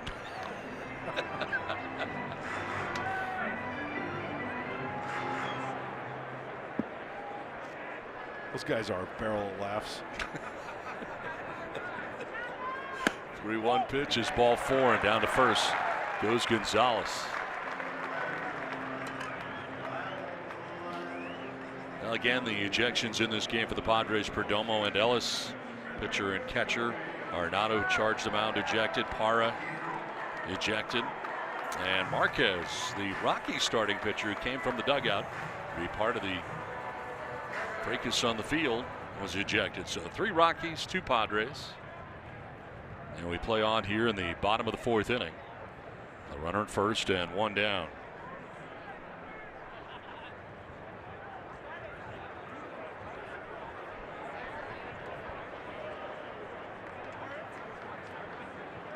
What's another word you like? Fracas. I like rhubarb. Donnybrook? That's a. That's really kind of a hockey term, though, really. I got Jerry Springer show. Aren't you the guy that hosts that now? Steve, whatever? Steve Wilkos. I thought you did that show. Throw to first and back is Gonzalez.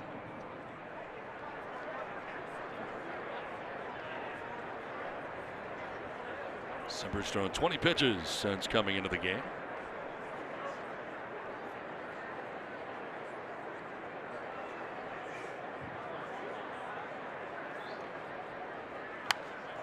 Rattled foul off to the right out of play and down to 1 knee for Trevor Story. It's been on twice, hit by a pitch and a walk, scored a run.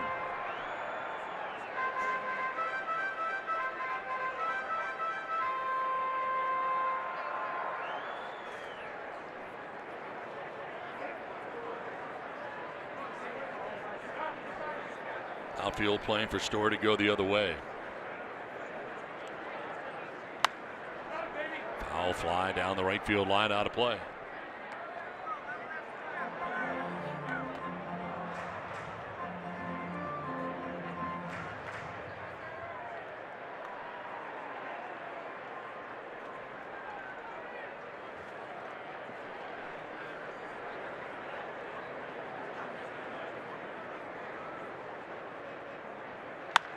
To right field, Renfroe coming in to make the catch. He'll fire to first base, trying to get a double play, but that one nicely picked by Hosmer and foul ground. The throw offline. Oh yeah, the word travels quickly about the arm. We saw it the other night. Arenado was on third base, fly ball. He was not going to go on the arm of Hunter Renfroe, so therefore first base, the play's right in front of you. You've got to scamper back. Carlos Gonzalez is halfway and is like, uh-oh, I got to get back quickly. So 2 down, Gonzalez at first, and Mike Tauchman will take strike 1.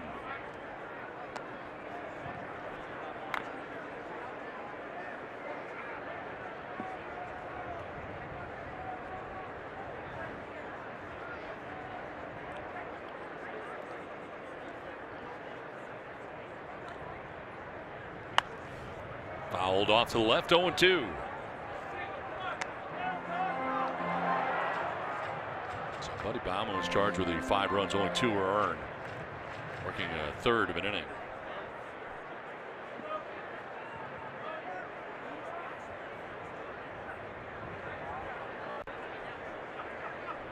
Throw over, and back is Gonzalez, kind of flopped onto the bag. Battle Royale. Rumble. Skirmish. Ruckus. I use that one.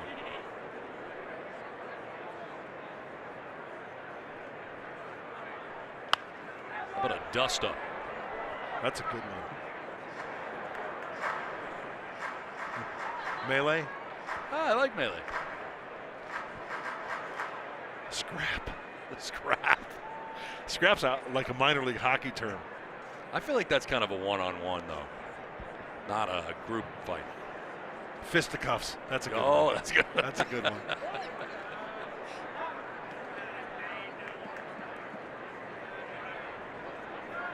You're deep in your thesaurus.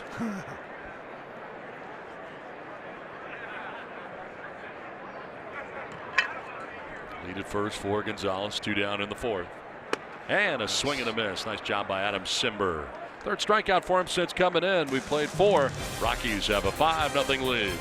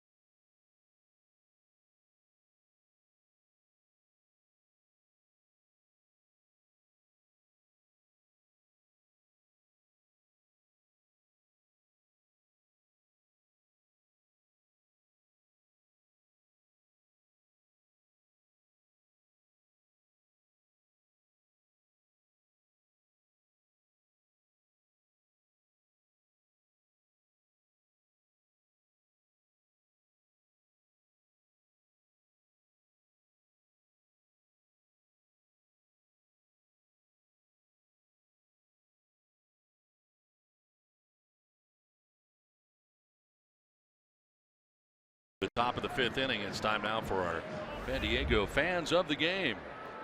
Very nice. Enjoying a beautiful day here in Denver. Wearing the Padre colors. Representing. Love it.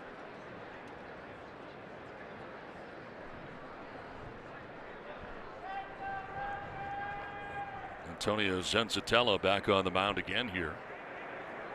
Ready to work in the 5th, work the 4th inning, and Corey Spangenberg to lead it off.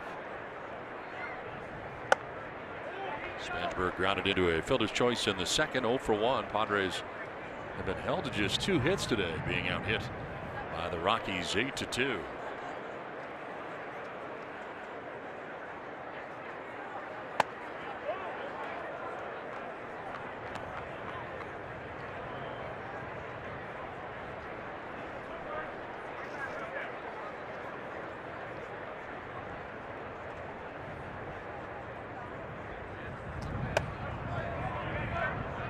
Ball 3, 3-0.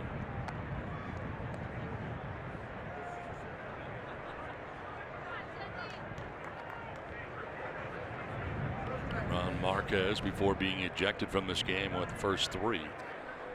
Only 1 hit allowed, no runs, no walks, struck out 4. Won't be part of the decision. There's a strike, 3-1.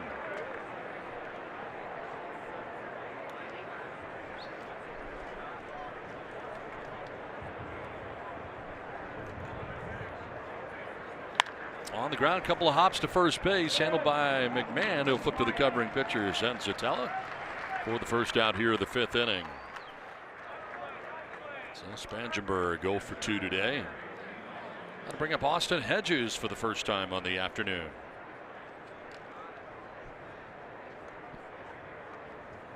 Well, Austin thought he had the day off, but A.J. Ellis ejected as part of the brawl here today. Always got to be on red alert, though, right? Yes. Especially in the catching position. Who do you think would be the emergency catcher if the Padres needed one? Matt Caesar.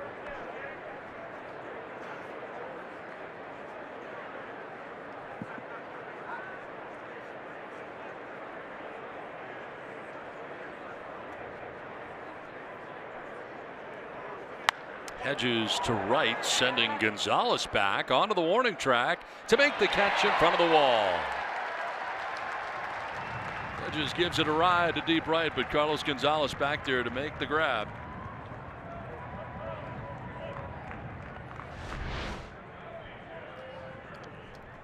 Staying inside that pitch nicely, and as an outfielder here, you can see him kind of drifting back. He's familiar with right field, feeling the track. Going from grass, where it's soft, to potato chips, eggshells, the feeling of the track underneath your feet, indicating that the wall is nearby. 2 down, and Adam Simber batting for himself, indicating he's going to be staying in this game.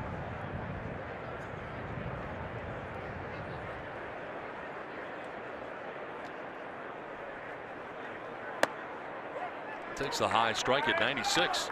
That's a pitch that Rockies pitching getting in this game for Brian Gorman. When you have a good fastball, 95, 96, I think that's a very effective pitch. We've seen that. That seems to be like in vogue the last couple years of baseball. Simber strikes out. The Padres are down in order in the 5th. We're halfway through. Rockies have a 5-0 lead.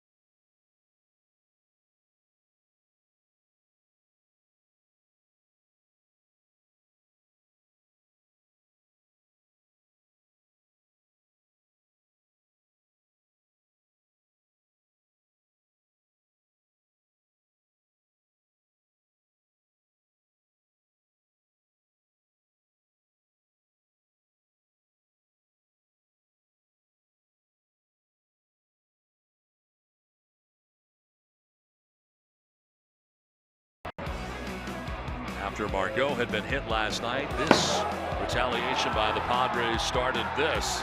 As Arenado charges the mound, he would be ejected. Perdomo, A.J. Ellis, Parra, who comes in late, ejected as well. And Marquez, you see there in the middle of your screen, also ejected. 2 Padres, 3 Rockies ejected as Arenado headed to the clubhouse. But then the Rockies came out swinging. Walters on this base hit that gets by Cordero with the bases loaded. They would score 3 runs. Walters would end up at third base. A 5-run bottom of the 3rd inning for the Rockies, and that is the score here as we head to the bottom of the 5th inning. The starters both ejected from the game, and a very good start for Marquez. 3 innings giving up no runs, just 1 hit, and Perdomo did not allow a run in his 2 innings. But no, neither one part of the decision today. Right now, Buddy Baumann is on the hook. He allowed 5 runs, 2 earned though, because the Padres made 2 key errors in that inning defensively. That's just what I was going to say, leading to those 5 runs in the 3rd, and we know how quickly the lead can change. That's why Adam Simber and the rest of the bullpen crew for San Diego's got to hold these Rockies. They proved it in Houston. They've been pitching very, very well. Continue that trend. Ryan McMahon's been aboard twice today, a single and a walk.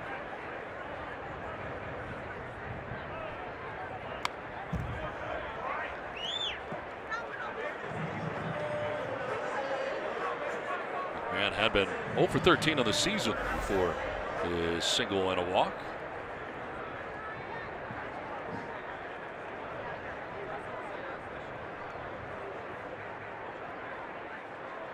As far as the Padres ejections go, first career ejection for Perdomo, second career ejection for A.J. Ellis, and the first time that he had been ejected since May 29th of 2015.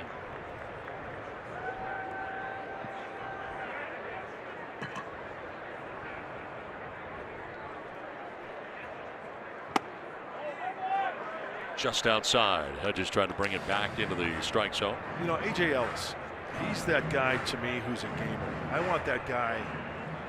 If I was a pitcher, I'd love to throw to that guy. Nothing against Austin Hedges. Would love to throw to Austin Hedges. But as far as just being in control back there, sticking up for your players, trying to protect your pitcher, that's the kind of guy you want, right? That's his role. That's what he needs, and that's what he's done throughout his career.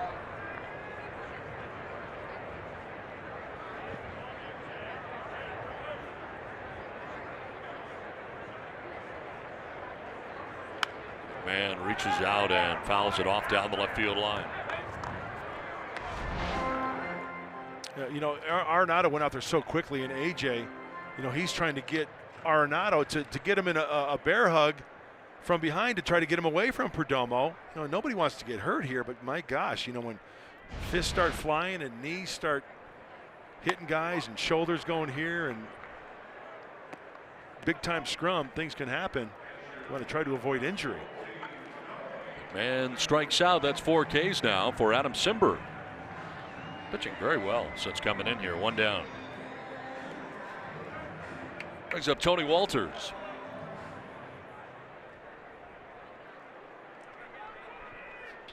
Bounced into the 6-4-3 double play in the 2nd.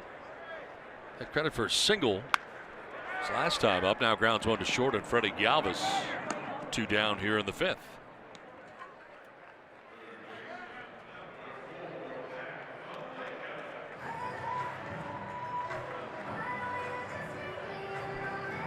Pat Valika coming up, took over in this spot in the order and singled in the 3rd inning. Picked up an RBI. Bats with 2 down, bases empty. And a grounder to Galvis again. Freddie's been busy today. His throw in time to get Valika, and to end the 5th inning. To the 6th we go. 5-0 Rockies.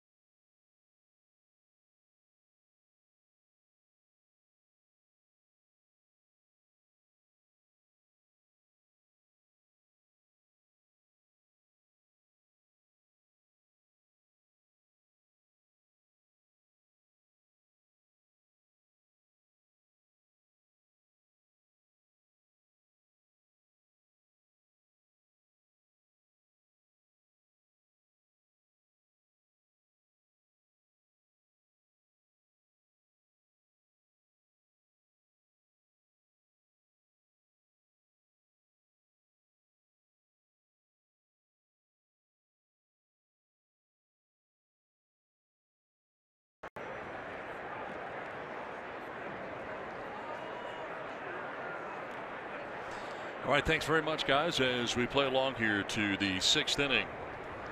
And the top of the order for the Padres coming up, Franchy Cordero, 0 for 2.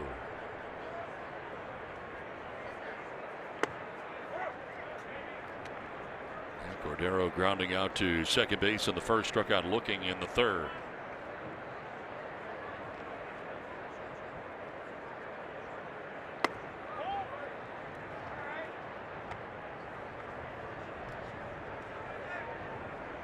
Cordero called up today and coming off the DL, being reinstated.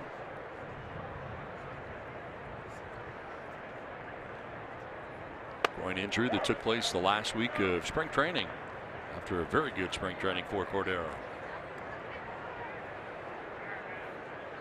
Antonio Sensatella with pitch 29. There's that high fastball you're talking about, Don. Trying to have him fish for it. He's featured quite a few. Yeah. He likes to backdoor that breaking ball too, Sensatella. Fly ball headed out towards deep center field. Back goes Tachman at the wall, and that ball is gone into the forest in center field. Franchy Cordero with a home run gets the Padres on the board. That's got to feel good for Cordero. He had struck out earlier and then the big error out there in center field defensively, but as a home run here, it's our Arco top tier play. With 2 strikes, Sensatella tries to spin one up there. He wants it down and in. It's down the heart of the plate. As soon as that ball was struck, that sound, that kid is some kind of strong there. Freddie Galvis retired for the first out here. That kid has got so much upside. It's worth another look. Out of the hand, little breaking ball. That really didn't do much, did it? No, cement mixer. Did you ever see a cement mixer going down the freeway? Yes. See how it kind of like just rolls? Yes. And it doesn't do anything else?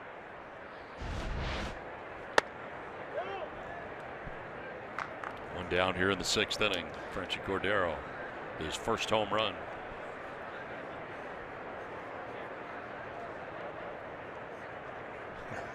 Eric Hosmer 0 for 2. You know, it's an amazing thing, this game of baseball. You know, everyday Joe Schmo who's driving on the freeway, they see a cement mixer. Oh, he's going to go pour some concrete. Every pitcher in Major League Baseball that sees one, I guarantee you they think of the hanging slider. Guaranteed.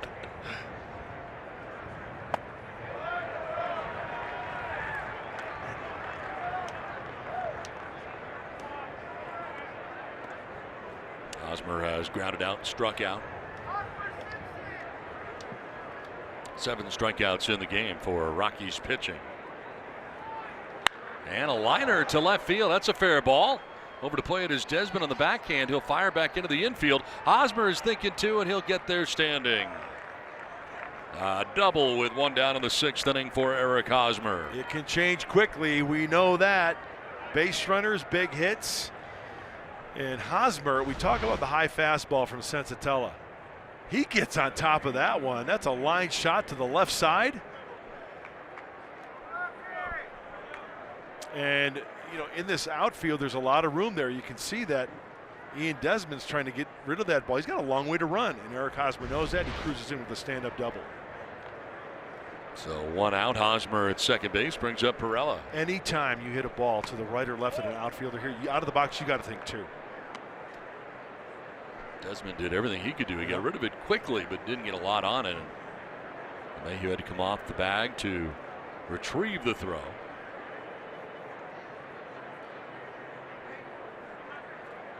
I'm going to go out on a limb and say, as a hitter, you hit a ball that makes the outfielder go to right or left. You can go a third of the way around first base to second base to challenge him and still have enough time to get back to first base if you don't want to take 2. That's how big the outfield is. Sensatella falling behind 2-0, so a visit here from Walters.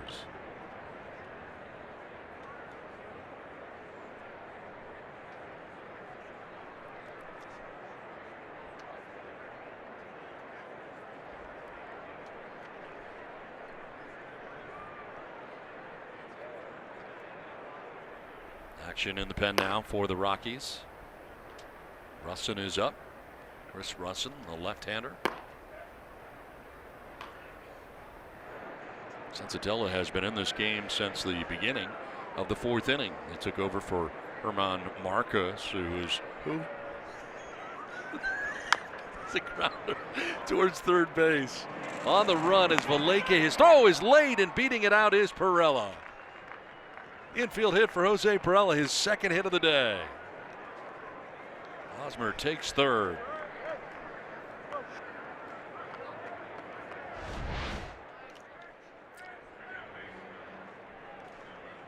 See Valleca really playing back far. That's why you really got to pick him up, put him down, and get down that line. Great effort by Perella. Great effort. He realizes, I got to go. Just a long way to go for Valleca. And it pays off. Runners at the corners. One down, and Carlos Suaje coming up. Suaje has grounded out to second and struck out swinging.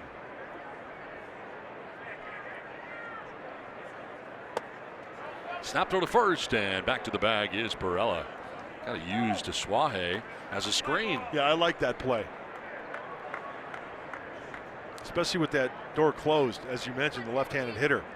Sometimes runner at first base will get a little lax. Oh, huge opportunity for San Diego right here.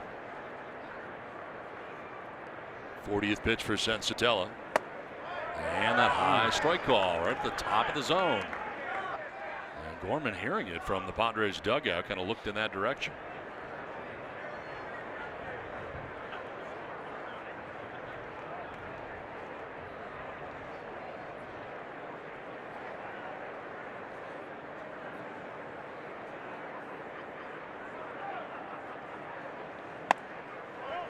Too high that time and in.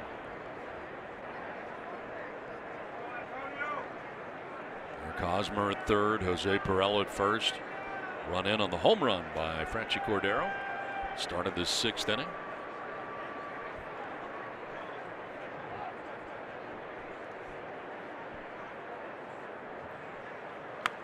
Foul to the screen, and it'll leave it at 2-2.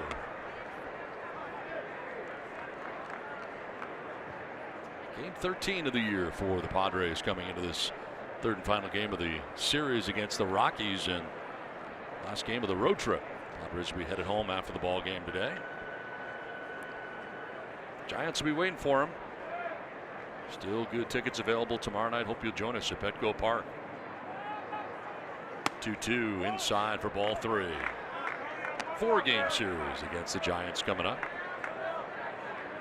And through the Dodgers. The Padres head back out on the road, and amazingly, back here to Coors Field. Yeah. Next trip. See if Andy Green sends the runner here.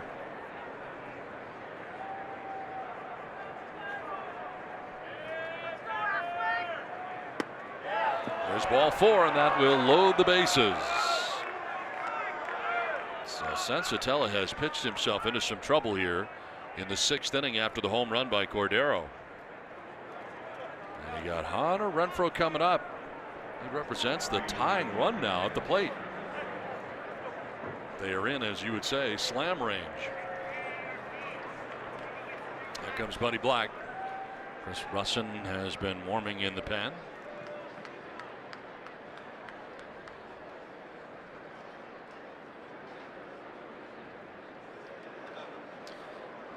You know, Buddy ran out there, and usually when he's going to make a pitching change, you know, managers will walk, kind of take their time a little bit. This looks like he just wants everybody to be on the same page and telling Sensatella what to do here. That's what it looks like to me. Brian Gorman has arrived on the scene, the home plate umpire. This is a pep talk. Look, fist to the chest right there. Go get him.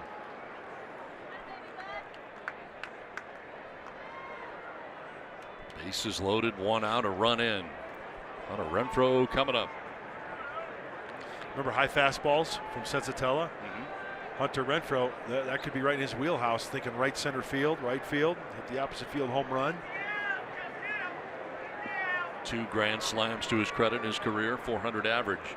And the bases loaded for Renfroe.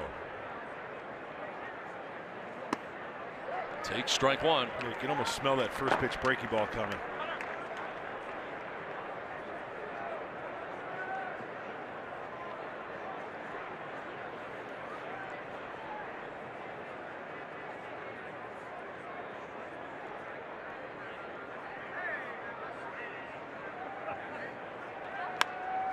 In the air down the left field line.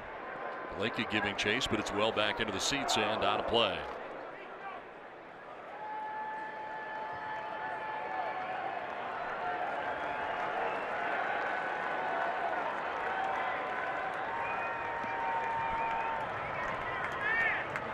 Bases loaded for the Padres. 1 down here in the 6th inning. Hosmer at third, Perella at second, Suaje at first, 1 down. Got a strike while that iron is hot. Big hit right here.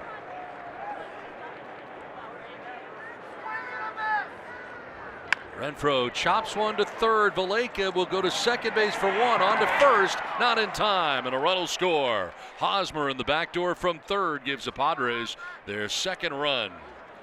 Tough play at third base. Valleca had the hop up into the chest area, able to go to get a Suaje at second base. But Renfroe beats it out at first. Run in. 5-2 now, Rockies. Yeah, this ball kind of ate him up a little bit on the second hop. Valleca backs up. And you know, quite frankly, he does a nice job getting rid of that baseball to get that runner at second base. And as a hitter, Hunter knows that I've got to get going. I have got to get down quickly to keep this inning alive. And he does just that. Senzatella badly wanted that double play, doesn't get it. Still work to do here. Corey Spangenberg checks in on the left side. Well at third, Renfroe at first.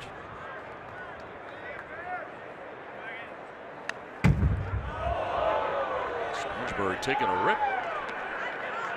That get through? That ball sneaked through the netting and the plexiglass there. I think so.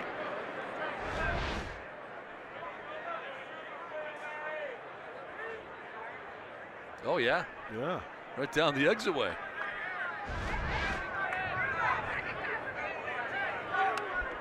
Bunt bid, it gets away. From third base comes Perella. The throw will get away.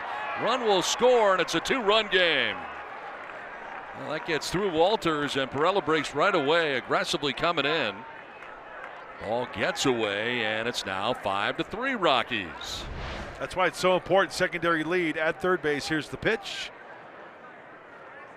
Corey Spangenberg there directing traffic. Perella can see daylight between the catcher, and he slides in. And Senzatella, you know, he's right there in front of home plate. That's a clean slide right there by Jose Perella. Pass ball charged to Tony Walters.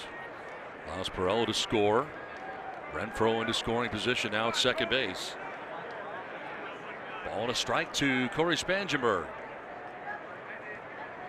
0-for-2 today.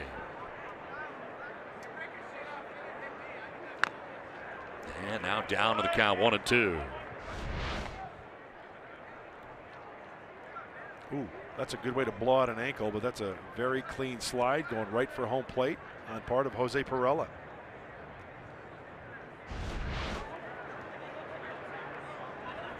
.50 pitches for Senzatella since coming into this game. And Spangenberg strikes out to end the inning. But the Padres get 3 runs back, and it all starts on a solo shot by Franchi Cordero. Had 3 home runs last year, his first of this season, to straightaway center. Padres right back in it. It's 5-3 Colorado.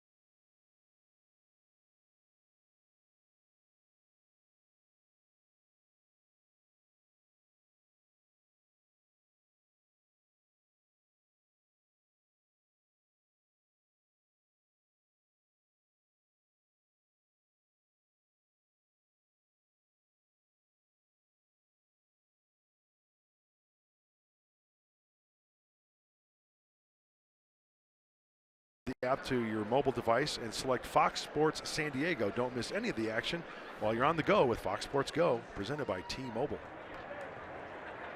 Adam Simber back out there again. Why not? He has pitched tremendously coming in from the pen.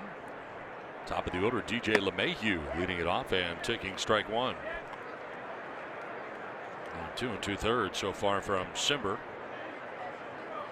Shutout pitching. He has struck out 4, walked 1. Top of the Rockies order. Fly ball, right center field. Cordero moving back towards the wall. It's going to be off the wall. Cordero's throw towards second base with LeMahieu into second with a double that starts the bottom of the 6th inning. Off the wall out there in right center field above the 375 marker. Well, that's the way they play him defensively, right? He just happens to get a little bit more oomph on this one. And it looks like that ball comes off the fencing and hits Franchi. And it keeps it within reach to where he can show off that arm. I mean, that's an easy double, but look at that, on the fly to Freddie Galvis at second base. So LeMahieu at second base. Antonio Sensatella batting for himself here. They're asking him to bunt, pretty sure. Yep. And as a pitcher, you want to bunt down the third baseline. You want to bring in Corey Spangenberg.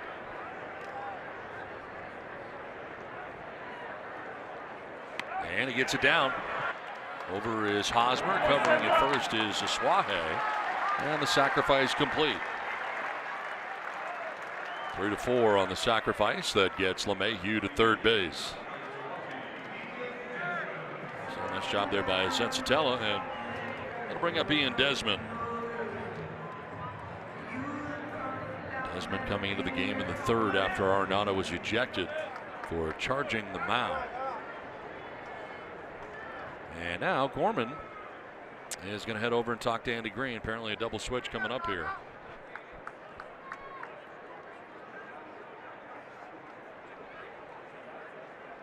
So Adam Simber, that's the first out here of the 6th inning.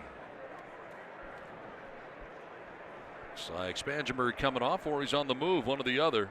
Double switch, 5-3 Rockies.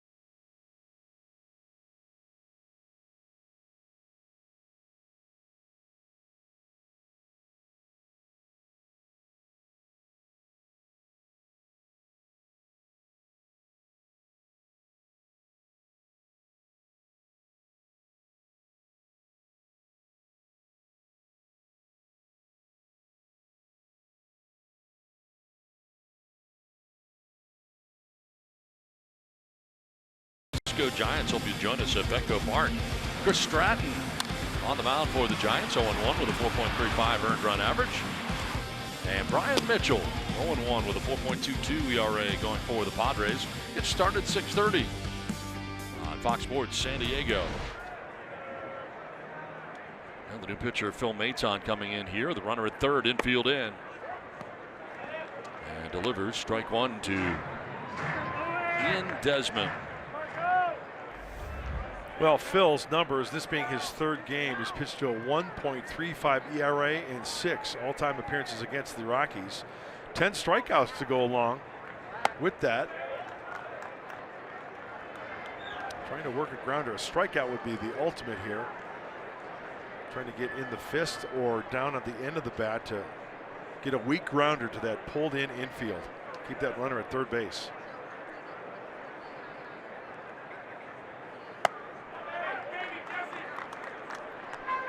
Falls behind here, 2-1. Adam Simber left after 3 innings, still responsible for the Mayhews at third base. Part of the double switch has Chase Headley in the game at third base now. Spangenberg coming out. And that one almost hit him. 3-1.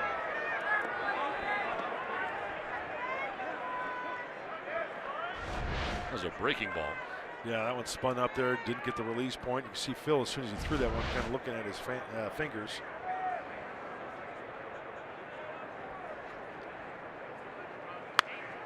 Fouled off to our right, out of play. Could get very dry here.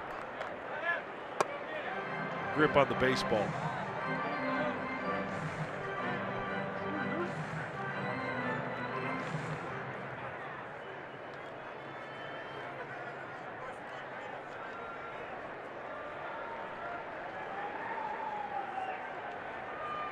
Payoff pitch to Desmond, runner at third, 1 down.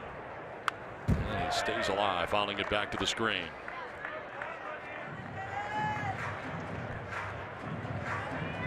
So Perdomo going the first 2 innings for being ejected in the first batter of the third, throwing behind Arenado. Buddy Bauman at third. Adam Simber 3, and now Phil Maton in. And Desmond skies one to center field. Franchi Cordero moving back and under to make the catch. Plenty deep enough for LeMahieu to tag and score the 6th Rockies run of the day. 6-3 Colorado. Sac fly for Ian Desmond.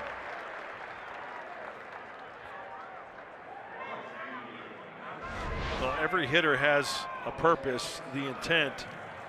And this is a situation we talk about all the time where a hitter doesn't have to do too much, right? Fewer than 2 outs, runner on third base, just elevate something to the outfield to get that run home.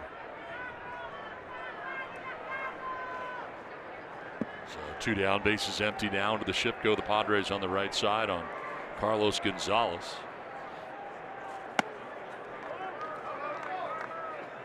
Been on 3 times, reached on a fielder's choice in the first.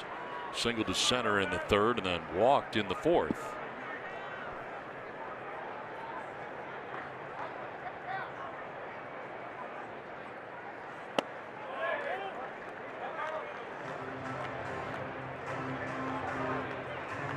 Six runs, 9 hits, no errors for the Rockies. 3 runs, 5 hits, 2 errors for the Padres. Fouled off to the left, 2-1.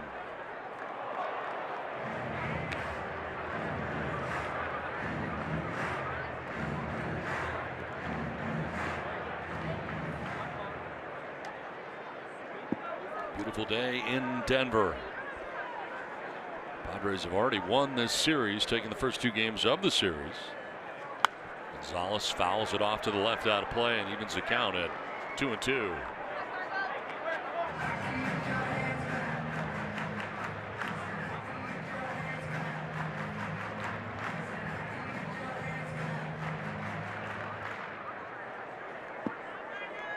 So Simber is charged with a run as Maton allowed the inherited runner to score.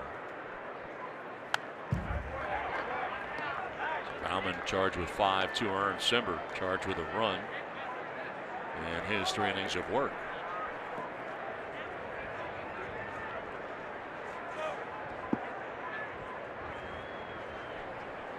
Two coming up to Cargo. And a swing and a miss. Maton strikes him out to end the inning. The Rockies do pick up a run, take a 6-3 lead to the 7th.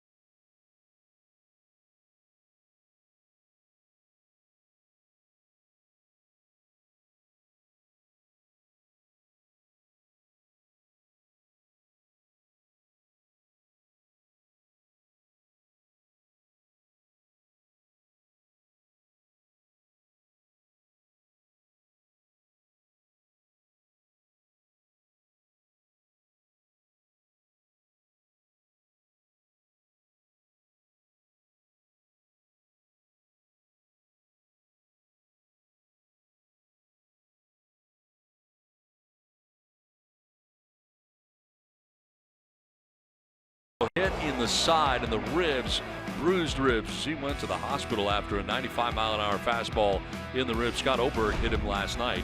Today, the starter, Marquez, hits Hunter Renfroe on the back of the hand, wrist area, may have gotten both. And then the next inning, Perdomo throws behind Arenado, who charges the mound and starts this brawl in Denver today.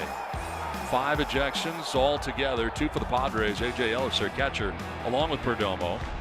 Marquez, Parra, and Arenado are each tossed from this game for the Rockies, and this pitch is inside. New pitcher is Adam Ottavino, facing Austin Hedges to begin things here in the 7th. There are the ejections. 3 for the Rockies, 2 for the Padres. Ottavino, the third arm used for Bud Black in the game. And the strike in there to even the count at 1-1. Ottavino is tied first among all relievers with 14 strikeouts entering this game, which is his 7th. Very good numbers, only 1 walk.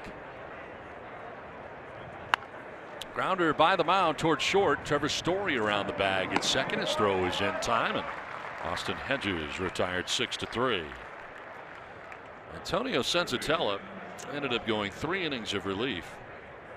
He would allow 4 hits and a total of 3 runs, including the home run by Franchy Cordero. Walked a batter and struck out 4. And is the pitcher of record right now with the Rockies on top 6-3. Here is Chase Headley's part of the double switch. And he fouls it off over by the on-deck circle. You know, during your game summary, Don, we saw the fracas. Yes. And I was fracas? Fracas. You say tomato, I say grapefruit. I focused on Gerardo Parra. You did? He came in throwing. Oh, he did? Okay. Yeah, he was throwing left tonight. I did not see him. Well, he's hard not to miss because he's got the dyed hair. Yeah. And he comes in and he just dives right in and he starts throwing Jack Johnson and Timothy O'Leary's right. Yeah. Well, that's why he got ejected, though. We were wondering about that because we didn't see him from our side of the pile. But he had to do something because you just don't get ejected. Right.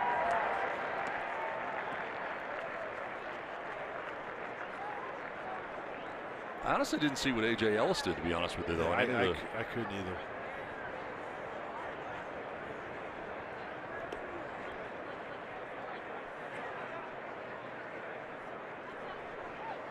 Headley took over at third in the double switch, and that's for the first time today.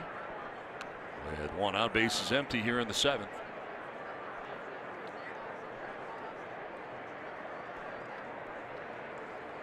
Infield playing for Headley to pull with the shift on here.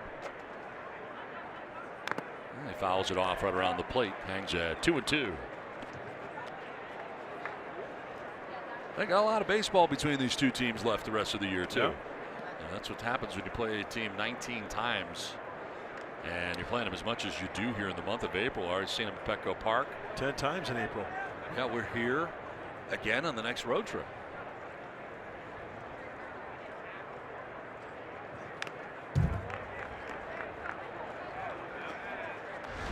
Let's see what, if anything, we see here in the upper left portion. A.J. Ellis being restrained here.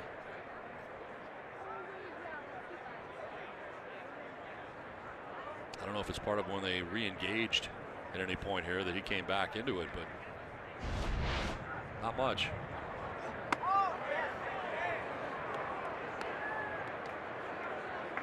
He did what he could to get to Arenado so he wouldn't get to Perdomo. Yeah. Arenado took off very quickly. He did, and AJ's got all that gear on, right? He's got about 10 years on him too, doesn't he? Yeah.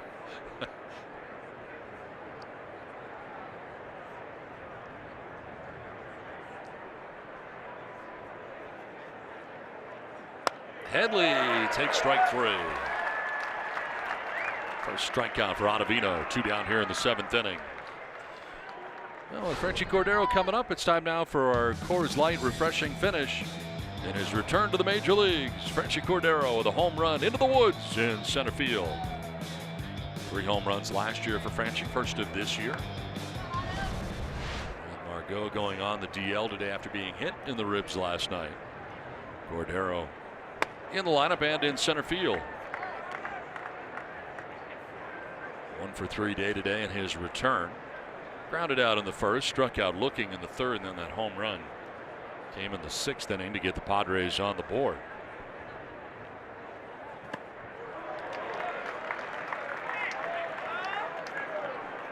Breaking ball down out of the zone. Tough to lay off for Franchi.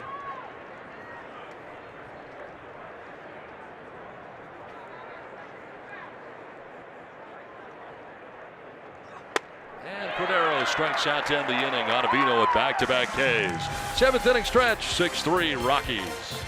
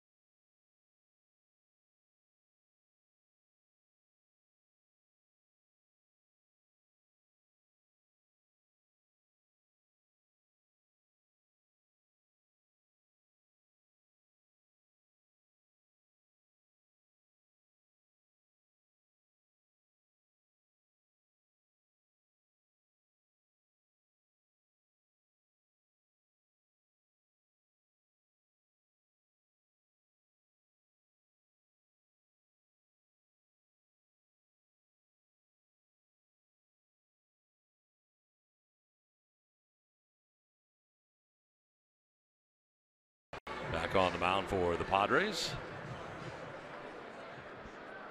Now Trevor Story going to lead it off for Colorado. Maton got the final 2 outs of the 6th inning. Allowed an inherited runner to score on a sac fly off the bat of Ian Desmond.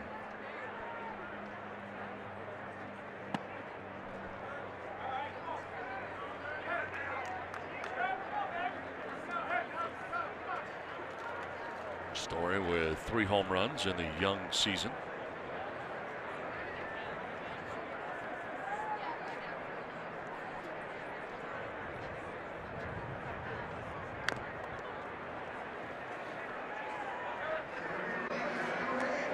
What do you see from Phil Maton?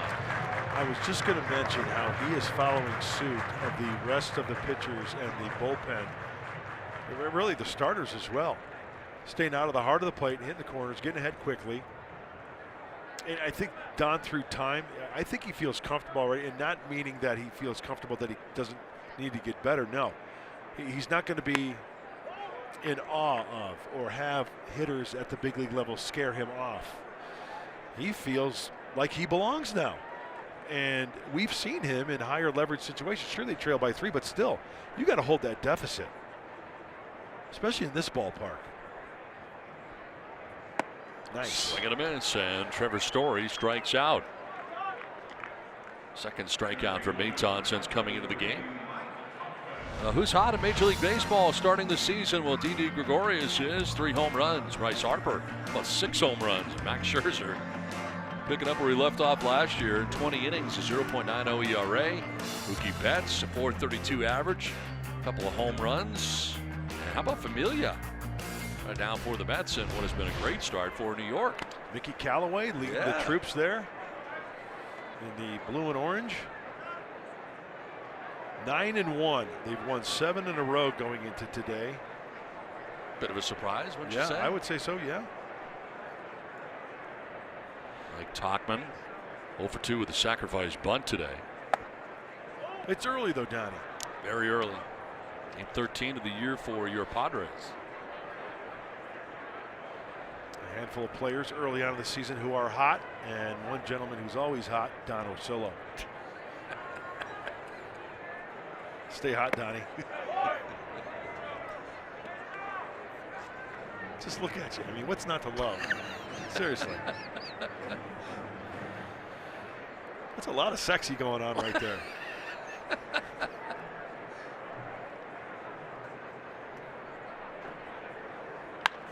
To right field. Renfroe coming in and over now to make the catch for out number 2.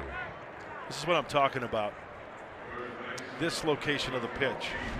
Effectively pitching in. See on contact there? Tries to bring the hands in. Easy fly ball to right. 4 in a row retired by Phil Maton. 2 down in the 7th for Ryan McMahon.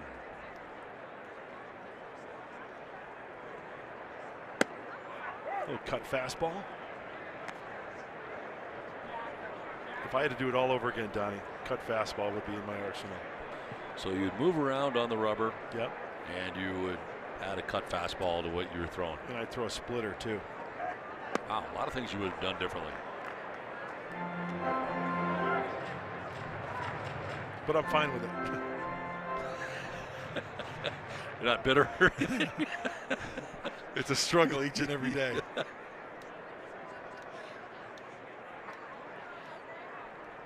It's funny because you bring it up a lot. Strike 3 call. Thank nice God. job. Phil Maton. 3 strikeouts at a 1-2-3-7, 6-3 Colorado.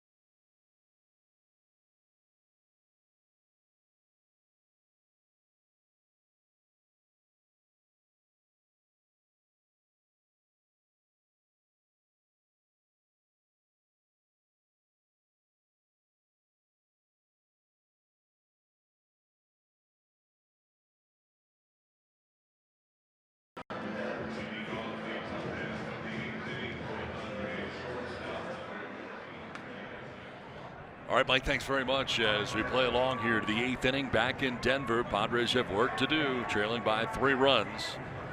It'll be Galvis, Hosmer, and Perella coming up. It is time to battle here in Denver with the bats and the gloves, as Jake McGee will now be on the hill for the Rockies. His 6th game, good numbers early on, really good splits, lefties and righties alike for the veteran left-hander. First appearance of the series for Jake McGee.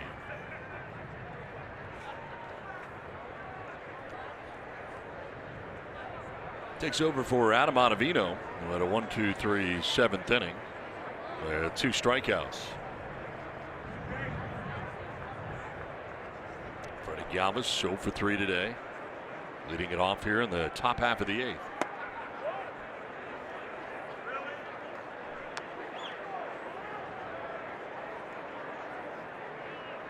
Galvis struck out in the first, again in the third for popping out in the 6th inning.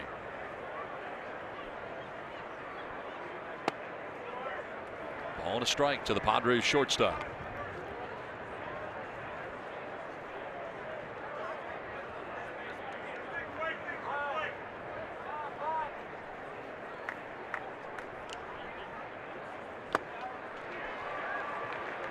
He jumps ahead 1-2.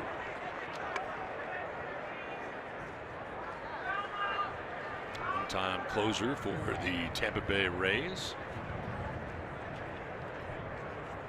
They close some games here in Colorado as well. That's the luxury for Bud Black, is it not? Yeah. And a couple guys down there that can get the job done. And we say it all the time, how sometimes the save is in the 7th or the 8th. He got 3 runs here, right? 6-3. This in somewhat situation is a save. Had 3 saves for the Rockies last year, 15 the year before that, and 19 saves in Tampa Bay in 2014.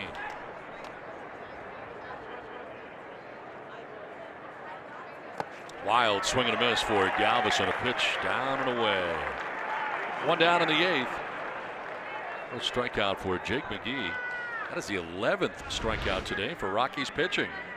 Oh, the breaking ball expanded the strike zone in the dirt. A nice job by Tony Walters smothering that one. Picking it. 1 down in the 8th, and it brings up Eric Hosmer. He's grounded out, struck out last time up, doubled and scored. Padres were trailing 5-0 when they scored 3 times in the 6th inning to get back within 2, but then the Rockies would answer in the bottom of the 6th inning with a sac fly. They have their 3-run lead back. In the air to left center field for Hosmer. Back goes Tauchman at the wall. That ball is gone. Eric Hosmer hits his first home run in a Padres uniform. Opposite field out to left center field. And the Padres now back within 2 at 6-4 Rockies.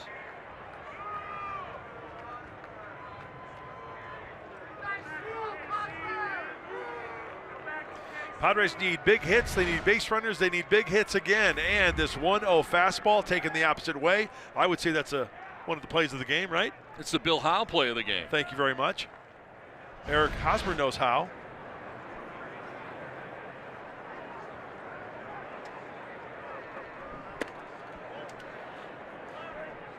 Now Jose Perella with 1 out after the home run by Hosmer.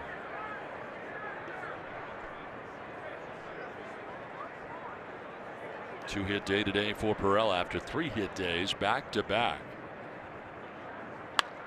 Now he sends one down the right field line headed towards the corner, and that's going to be a foul ball.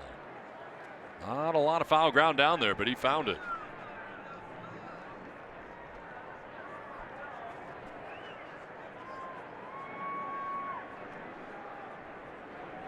Eric Hosmer getting his first home run for the Padres. And getting the Padres a little closer here. With 1 out in the 8th, 1-1. And Perella takes strike 2. 93 and on the corner that time.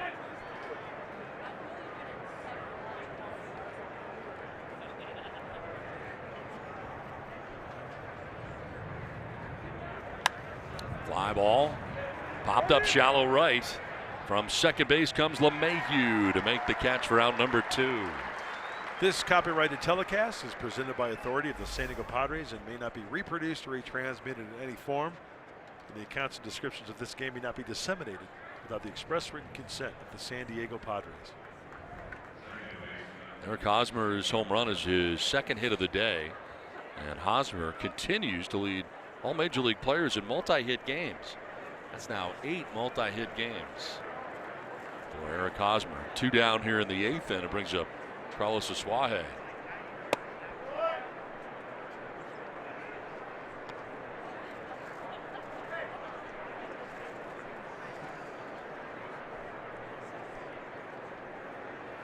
Two down in the 8th, and 1-0 coming to Asuaje. Fly ball headed to left field, and Ian Desmond out there and left for the Rockies. He'll make the catch. It ends the inning. Eric Hosmer with a home run, his first in a Padres uniform, out towards left center field. It's the Padres within 2 as we head to the bottom of the 8th inning with the Rockies on top 6-4 in Denver.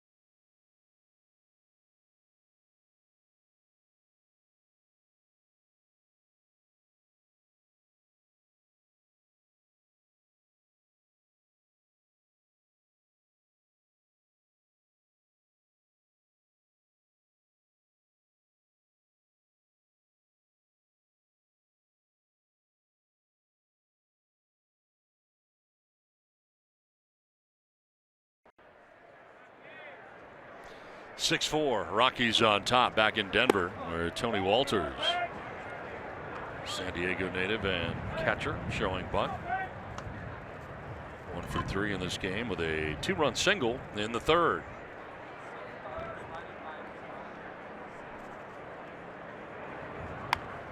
Slices it foul off to the left, out of play. Phil Maton still in the game for the Padres, has been since the 6th inning. Gone an inning and 2/3 so far and retired all 5 Rockies that he's faced in the game.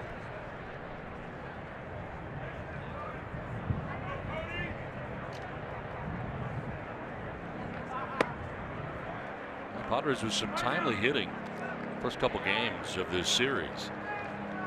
First 2 games of the series with 2-out hits. They had 14 2-out hits. Today, none. Win the first 2 games of the series, and today trails 6-4 here in the last of the 8th. Grounder up over the mound towards second base. Aswahe barehanded, throws in time. Nice play. Tony Walters retired 4-3. Aswahe racing in, charging in, making a nice play. 1 down. That's a wonderful play by the Padres second baseman. Why? Because this is a high chopper and he gets it on the hop just before it hits the ground there, and have to throw accurately. I mean, that's some serious momentum going towards the third base line and then throw across your body to Eric Hosmer. That's a big out. You want to try to eliminate base runners this late in the game, trailing only by 2.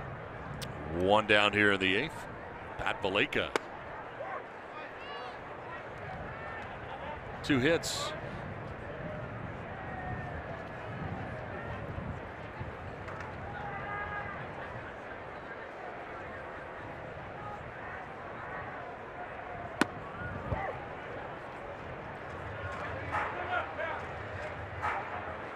Phil Maton's got that breaking ball working nicely this afternoon.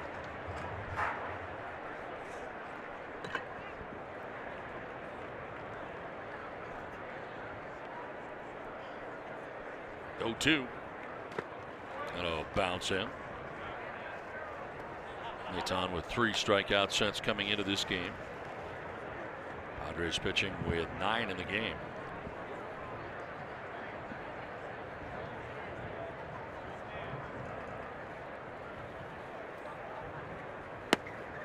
You like slow motion? I do. You like super slow motion? I do. Well, let's take a look at Aswahe. The changeup grip. Oh, yeah. Over to first base. Catching that cleanly, barehanded. Deep in the palm. Yeah. Deep in the palm of Carlos.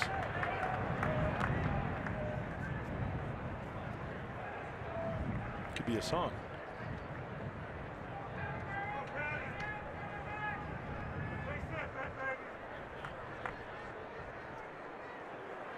Swing and a miss, and Maton picks up his 4th K. Strikes out Valeka, 2 down here in the 8th. Mentioned the breaking ball from Phil Maton, and you can see the glove of Austin Hedges. Yeah, he goes off the plate at 79. You got to protect. 2 strikes. That's tough to lay off.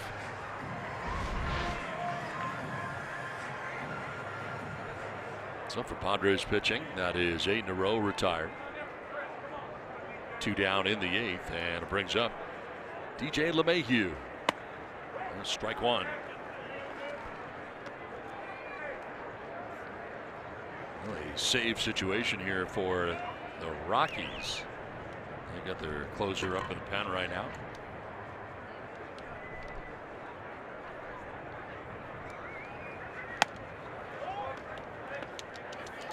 Wade Davis getting ready.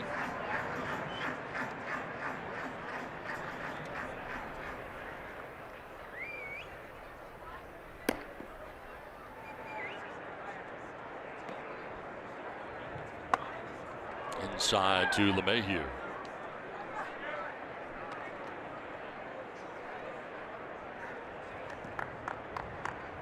It's on his face. 7 batters, retired them all. 4 by way of the K.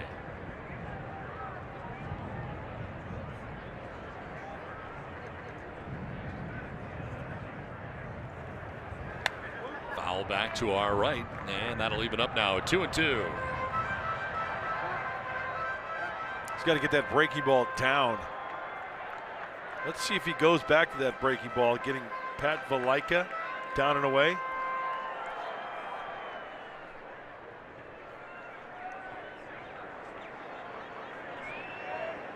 Two. And a swing and a miss. Strikes out DJ LeMahieu. Another 1-2-3 inning for Phil Maton. To the 9th we go. It's 6-4. Rockies on top.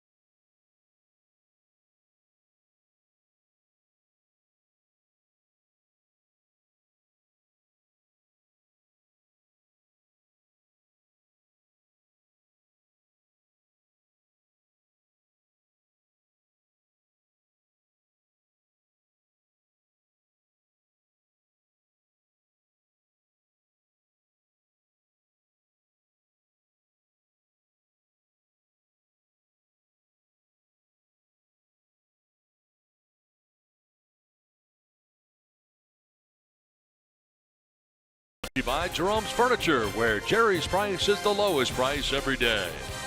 By Petco, where the pets go. And by RCP Block and Brick. Start your outdoor project at rcpblock.com. Back at Coors Field as we revisit our keys to the game, brought to you by your San Diego Honda dealers. First one was Precise Perdomo. Here in Colorado, you really have to throw good quality strikes down to the zone. Well, 2 innings, 5 hits, no earned runs. He struck out 2, but was ejected after throwing at Nolan Arenado in the 3rd inning. And then more crisp play. Well, 2 miscues this afternoon led to a 5-run 3rd inning for the Colorado Rockies. And that's where we stand now, 6-4. Closer for Colorado. Wade Davis into the game here to pitch tonight. He recorded his first blown save of the season. That was Saturday against the Atlanta Braves. 4 out of 5. Pretty good splits. Lefties and righties alike. Padres trailing by 2. They need base runners. Hunter Renfroe leading it off for the Padres. And hits a little bloop into shallow right. Out goes LeMahieu. In comes the right fielder, Carlos Gonzalez, on the run to make the catch. 1 pitch, 1 out in the 9th.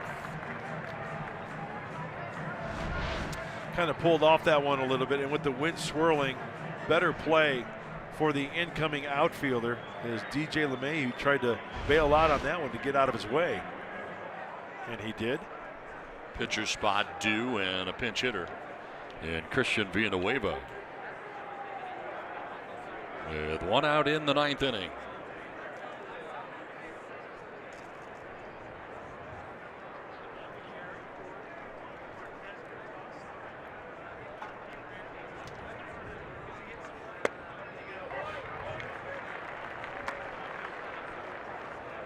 Davis operating at 95 miles an hour. Villanueva with 3 home runs, all of them coming in the same game. Grounder foul has Villanueva down 0-2.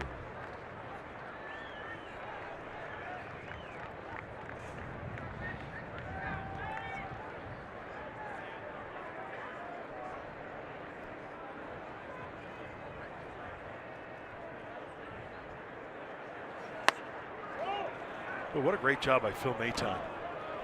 Tremendous. Faces 8 batters, retires them all. 5 by way of the K. 5 of the 8 by way of the K. Job well done, young man. Outstanding. Villanueva strikes out. 2 down in the 9th inning. 12 strikeouts for Rockies pitching. He just challenged him with the gas right there. Here it is. See how far you can hit it.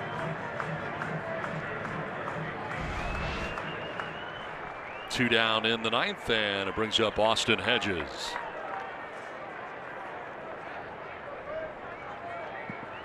Came into the game after A.J. Ellis was ejected. Flied out to the warning track in the 5th, grounded out to short in the 7th. And swings and misses at strike 1.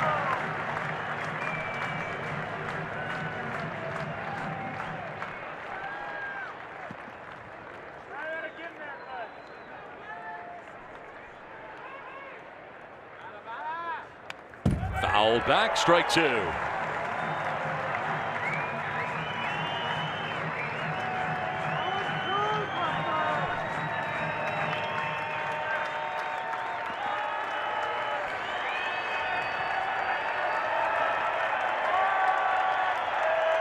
Oh, 2 pitch to Austin Hedges.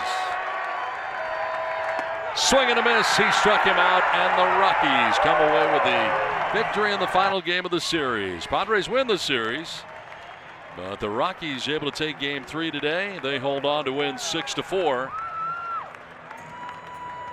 Padres Live is next. Mike Pomerantz, what's in store?